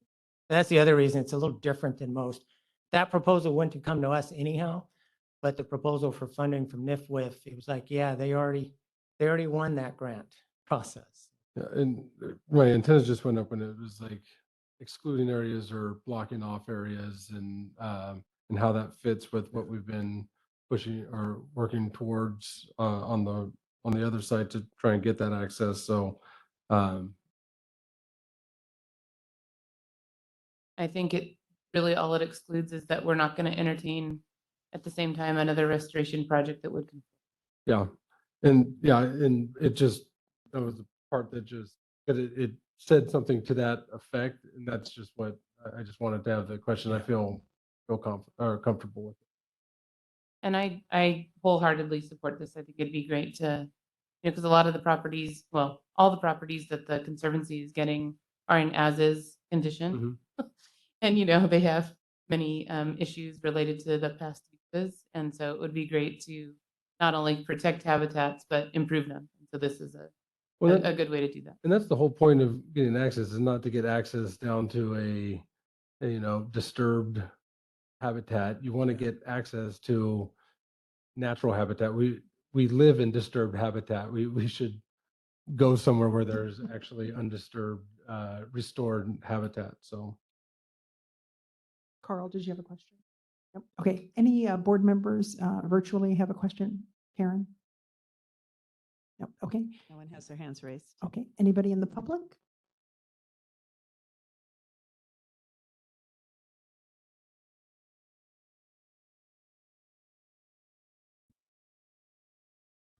Good morning, Sharon Weaver with the San Joaquin River Parkway and Conservation Trust. And I just wanted to quickly mention that I'm really excited about seeing this project brought forward. I've had the opportunity to work a little bit with our WRA in a similar project that they're working on with Vulcan Materials, which I'm sure you'll hear about in the future. So from my standpoint, it's just really exciting to think that we could have two major floodplain restoration projects happening on the river pretty close to each other. We need more of these, so I'm excited about the possibility. Thank you. Thank you. Okay, thank you for that. And I think we move on to G, administrative and committee reports. That would be, I think, moving on to G1A, San Joaquin River Parkway and Conservation Trust, if you'd like to give a report here. Thank you.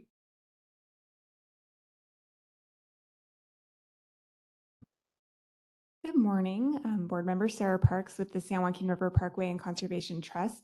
And I have just a couple of exciting updates. Earlier this year, our organization was awarded a grant from the Resources Agency Youth Community Access Program, and we have just begun that program a few weeks ago. So this is for the Youth Parkway Ambassadors. Our first cohort of ambassadors is coming from Madera High South. So we have 11 high school students across the grades. So we have kids from each grade who are going to be participating in a series of outdoor skills training workshops. We had our first one at Sycamore Island last weekend. They participated in some canoeing activities. They participated in a water quality testing activity with a professor from Fresno State, and some other stuff at Sycamore. This coming Saturday, they'll be at Sumner Peck Ranch, and they're going to be learning about nature photography, some more paddling, fishing, and then they'll have one final training in October. And then they're going to take all of the new skills that they've learned and plan 2 open house days on the Parkway.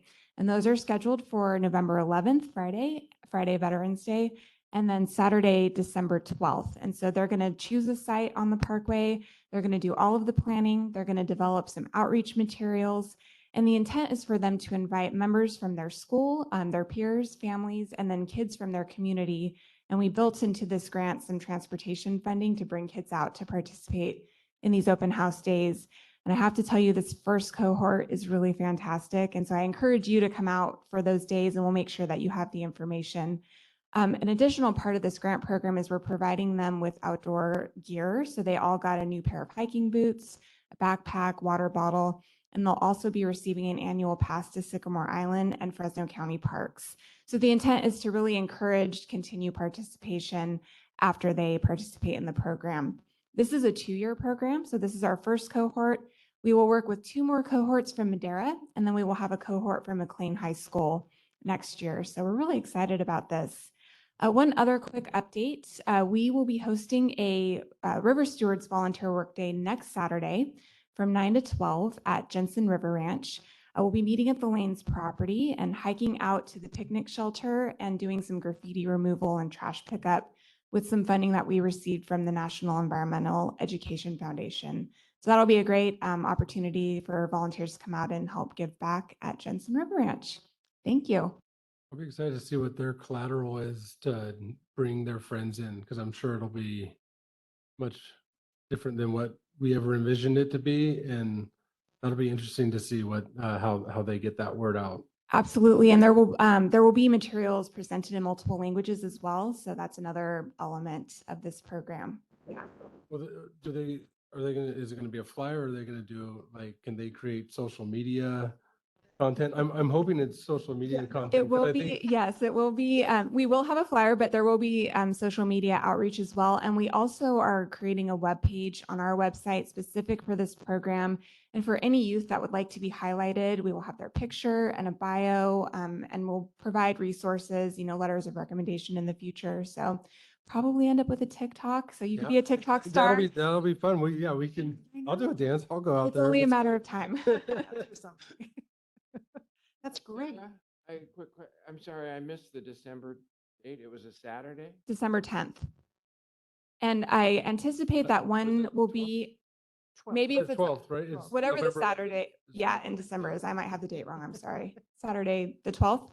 Yeah, no, it is. It the is- 10th. Okay, the 12th was. Oh, sorry. Which was a Monday. Got it. Okay.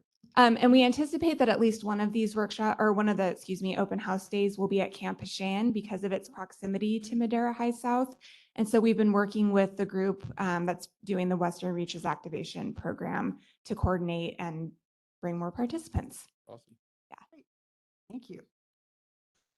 Hey, anybody from River Tree Volunteers?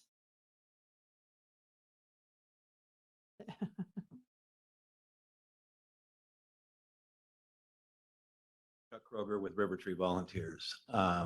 Weren't at the last meeting. It's happened. Since then, though, we've been doing a lot of canoe trips on the river with people, mostly with disadvantaged kids and community groups. And we have started a partnership with the Valley Children's Adaptive Sports Program. And we took 2 canoe trailers out with some of their kayaks at Sycamore Island a couple weeks ago. And we had a great day. You can see just the smiles on those kids. Sometimes it took 4 of us to get one in a canoe, but we did it. And they kept coming back. We have also been working with Steve Hayes' group. I took one of his staff members and another lady that works in the community center at El Dorado Park for a tour of the Conservancy properties. for their grant purposes. Helped them out with that. So one thing you got to realize is River Tree has no paid staff. So we're all volunteers. We do it and we live on grants and donations. Thank you.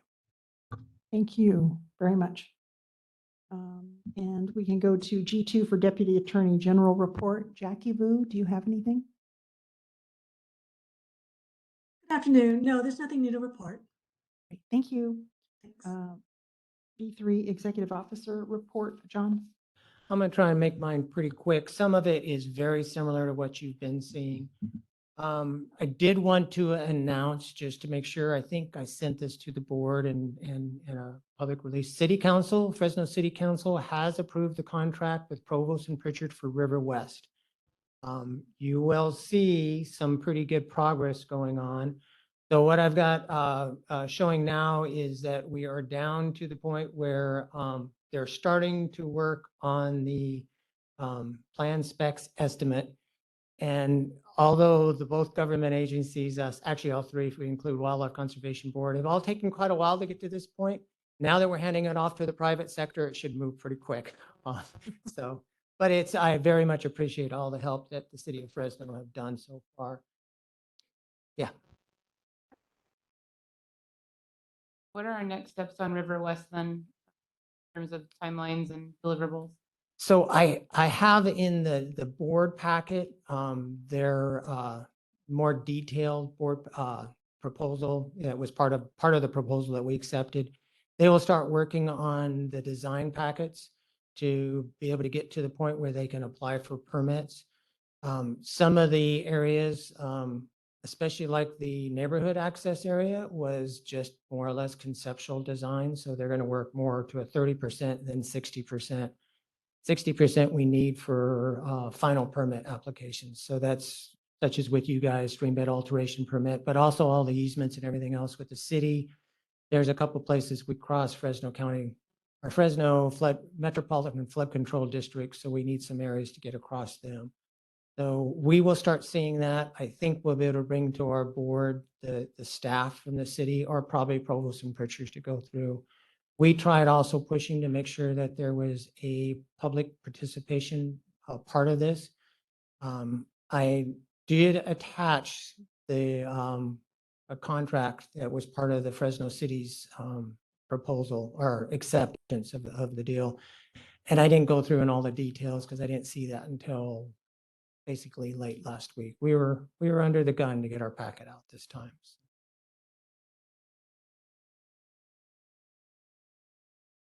So the other thing that I just wanted to mention pretty quick, there are several different steps that we have had progress on. Some of these I've already mentioned. Yeah, this is for operation and maintenance, which is a huge item that I think the board has wanted updates on. You already know that we've been working on the RFP for the Sycamore Island to turn it at 7 days a week.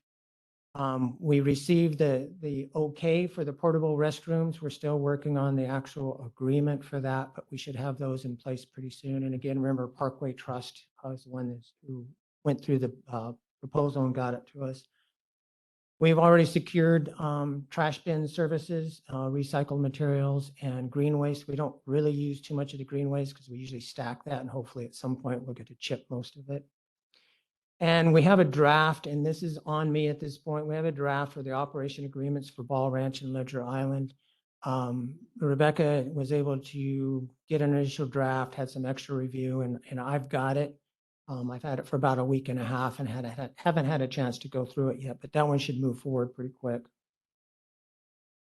And then this one's of interest. I think it's been reported already. We did receive a proposal from Madera County Sheriff's to provide some focused law enforcement along the Madera County side.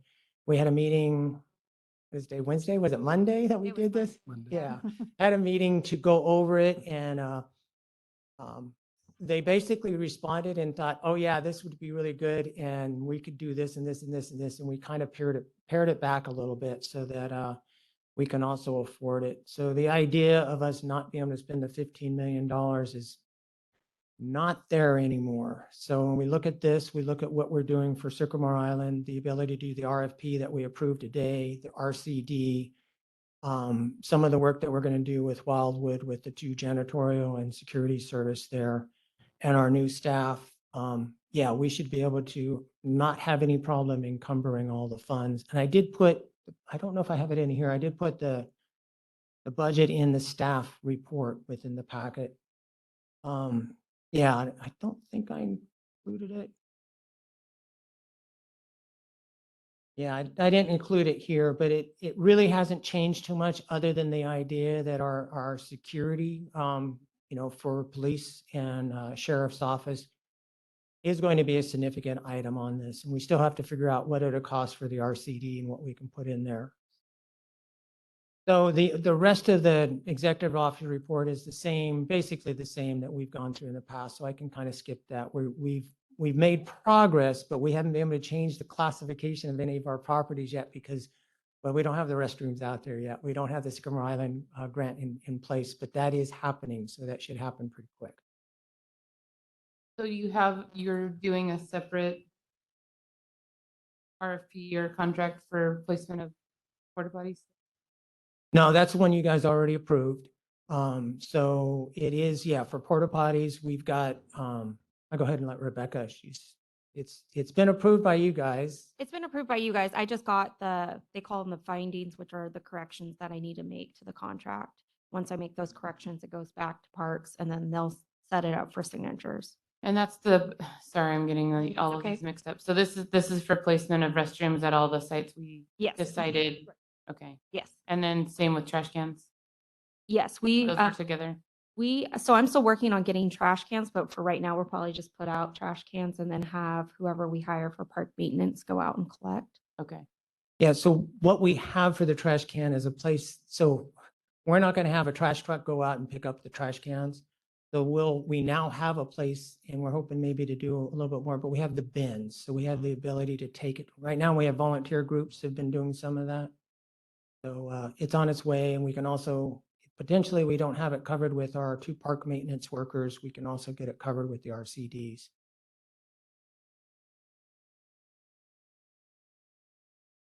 So I think that's it, other than a couple quick comments that I had notes.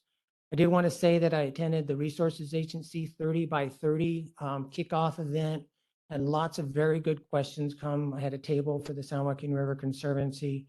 There is several places where the Resources Agency and the Wildlife Conservation Boards, whose table was next to mine, have gotten a lot of funding in the last couple of years.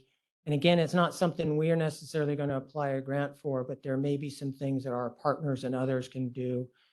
I did put it into the written up report. I believe we have about $11 million of grants that are left. We are very concerned to make sure that we get our River West construction covered. And then we have the Western Reaches, the Indigenous Center, and the restoration planning going on at Fall Ranch. And DWR's isolation of the Melbourne Pond are all in the earlier phases and at some point are going to need some implementation. So we need more funding to get everything implemented, but we're going to try and make sure we've been holding on to this 11 million to make sure that we can cover the River West, and then we'll probably have some extras on this. So over the next couple of years, I'm really hoping we can also tag into Resources Agency funding and some of the other things, or there's been a couple other things that have come. Go ahead, Julie. I just wanted to make sure, does everyone know what 30 by 30 is? Is that the ESPN documentary? So it's part of a nationwide, actually more of a global effort, but the state of California has committed to a target of having 30% of our lands in the state conserved by the year 2030. Right now we're at 24%.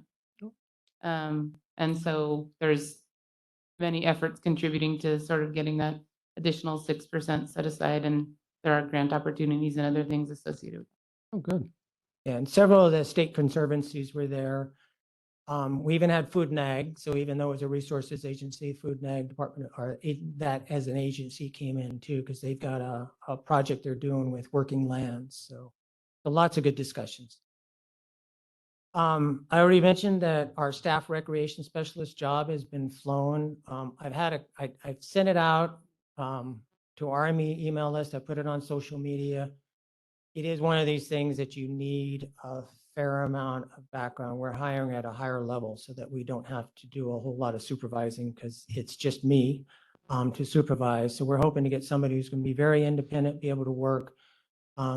Julie, with your guys' classification, it's the next level up from the interpreter 2. I think it might be like the senior interpreter.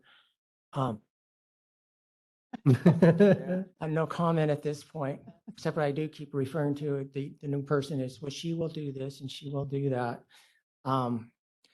But the other thing I did want to mention, and Sharon kind of stole a little bit of this, talking about, well, yeah, there's another project that WRA is working on. That's the Vulcan project. We did a field trip yesterday. Yeah, just yesterday with Carl. We would love to get other folks out there. I know John Donnelly's been out in the past. But John, if you want to go out again, we're welcome. I don't know, Julie, I think it was Gerald that went out like 2 years ago. So it's one of these deals, we wouldn't mind taking a few people to see it, but at some point we'll bring it. And this is all on their dime. We have 300 of their 900 acres that we're hoping to be able to put in a comprehensive plan for restoration. And what Vulcan is interested in is doing a mitigation bank. And with our property, if we're able to go with that route, which according to our legislation, we're able to, we have to make sure we get it all clear. We would hope that that would give us some additional funding for O&M over the long term. So we'd get credits out of this. That is one thing. The biggest thing we want to get out of it is a comprehensive plan. So all the land fits together. And the Vulcan properties are pretty much contiguous with our Lanes property. And they surround the River Center for the Parkway Trust. And then their Owl Hollow is parked up right next to it. So it's a good chunk of land that once it gets restored is going to be pretty cool. So John, this is not your problem, but if they're really interested in a mitigation bank, they need to go through the formal process for that and talk to our mitigation bank coordinator, submit a prospectus and all that. Hopefully they're not getting too far down the road outside of that process. Yeah, not yet. So that has been part of their discussion. And Michael Linton, who's been here a couple of times to our board meetings, he is definitely aware of that process, and he's done some mitigation banks down south. So it's not their first time. And then his legal advisor has actually worked on some of these directly too. So they've got a lot of work, but I think it's going to be cool if it happens. And I'm pretty sure. I'm optimistic. I think that's all I have. Thank you. Any board members' reports or comments? Brett? One quick one. Just to remind, the American Heart Association Heart Walk is this weekend at Tesoro Viejo. Come out, do a quick brisk walk there, and then go take the trails up and get outside. Carl? John took the stuff I was going to say partly. No, I did do the tour yesterday. There's 900 acres there that is going to be a center part of that part of the river. I encourage all of you to go take a tour and see, be in now so you understand when they bring it to us, what they're planning to do with all our holes in effect. The other thing, just to remind everyone, the restoration project started their flows again, as I understand it, on the 1st. I don't know just how high they've gone up, but so the river is going to be coming up and the flows in the river are going to be higher now from now till hopefully we got a little rain so that a little extra water even comes. Julie? John Donnelly, hope I'm not stealing your thunder, but this year's budget included I think a $40 million earmark for river partners for San Joaquin River, San Joaquin Basin, Tulare Basin restoration and acquisition. And obviously how that money will be spent is kind of to be determined and subject to WCB approval. I don't think it will overlap too much with the Conservancy kind of by design, but you might hear a little bit about that and in the event you're wondering. We are interested in getting outside funding where we can. We will work with them if they come to us. Great. Anyone virtually, board members? Yes, Madam Chair. Yes. I'd like to ask, I'm a little concerned about the vacancies on our board. And I want to know what we're doing to fill those vacancies. I think there's a lot of burden on the existing board members to step into the roles, and if we get more folks, then they can take some of the load off. So I want to ask, what are we doing about filling those positions? So, Board Member Garcia, I have worked a little bit, actually quite a bit with the Resources Agency at the end of last calendar year to put together a packet of how we could fill the 2 new citizen reps that go directly to the governor's office. And then we did have a change at the governor's office of appointments. But recently, about a month ago, I worked with Secretary Crowfoot's deputy to see if we can get this process going again and basically re-put together the paperwork for, and this is for the tribal position and the youth position. I did follow up with an email, I think towards the end of last week. And I believe Andrea and I, under Sharfa and I had a discussion about that. She's got the information that I forwarded. But it's one of these kind of you're guiding from the tail of the organization. It's not up to us to fill it. It is up to the governor's office. So I can give them advice and give some help. The other position is the Madera County position. I've talked to Brett and his chief of staff, and I've actually sent a couple messages to the assembly to see if they're going to do anything on this. I don't know, Brett's. Originally, Mayor, we had, because we had sent out the 6 that applications, and that was prior to 559 going into effect. They'd gone to the governor's office, which is where the appointment would have come from at that point. And so I don't think we knew that it was supposed to go to the assembly member or to the president of the assembly. So we then had to ask the governor's office to forward those on, and they said they would be doing that. And so I don't know where it's at. But it's out of, we've sent out those 6 applications that were in our hand. So we've done what we're supposed to do. Someone else is not doing what they're supposed to do at the state right now. So are we going to do a follow-up? Because if they have not responded, then we need to do a follow-up. We have representatives, Mr. Bigelow and Senator Yes. Caballero. And so Mayor? Yeah, Mayor, I think that I have had some conversations as well, and I can tell you that it's of the highest priority at this point. I will talk to our executive officer, but we'll need to be able to make sure that there is a broad publication of availability for these positions and things. So I think all of that will be transpiring, but your point is well made. And I think that up in Sacramento, they're cognizant of that and wanting to see about filling these positions. And I do want to just give the assembly a little bit of an out. They were pretty busy until they got all their paperwork done, all their bills passed about 3 or 4 weeks ago. And that's actually kind of where I thought now's the time to put the pressure. So yeah, we'll stay on it too, and I'll work with the chair and the vice chair since it's his nomination for that one. All right, thank you. Thank you. You're welcome. Any other questions from virtual? Okay, great. And I think that we don't have any advisory or board committee meetings. Next is the next board meeting will be next month on Wednesday, November 2nd at 10 a.m. And we can adjourn. If I can just add one thing, probably not at the November, but remember December, we'll set calendar for next year. And also we'll do the election again. Is it a 1-year term for the board chair? I thought it was, but I'm not sure. Do you remember? 1 year with an option for a second. Yeah, that's what I thought. It was 1 with an option for a second. But the main thing is just for people to think about our calendar, because we started off quarterly and we're now doing monthly. So we should have a good discussion when we set up the deal. We may be able to bring it as a discussion item too.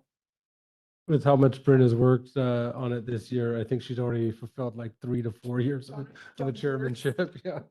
So I think with that, we can adjourn. Thank you.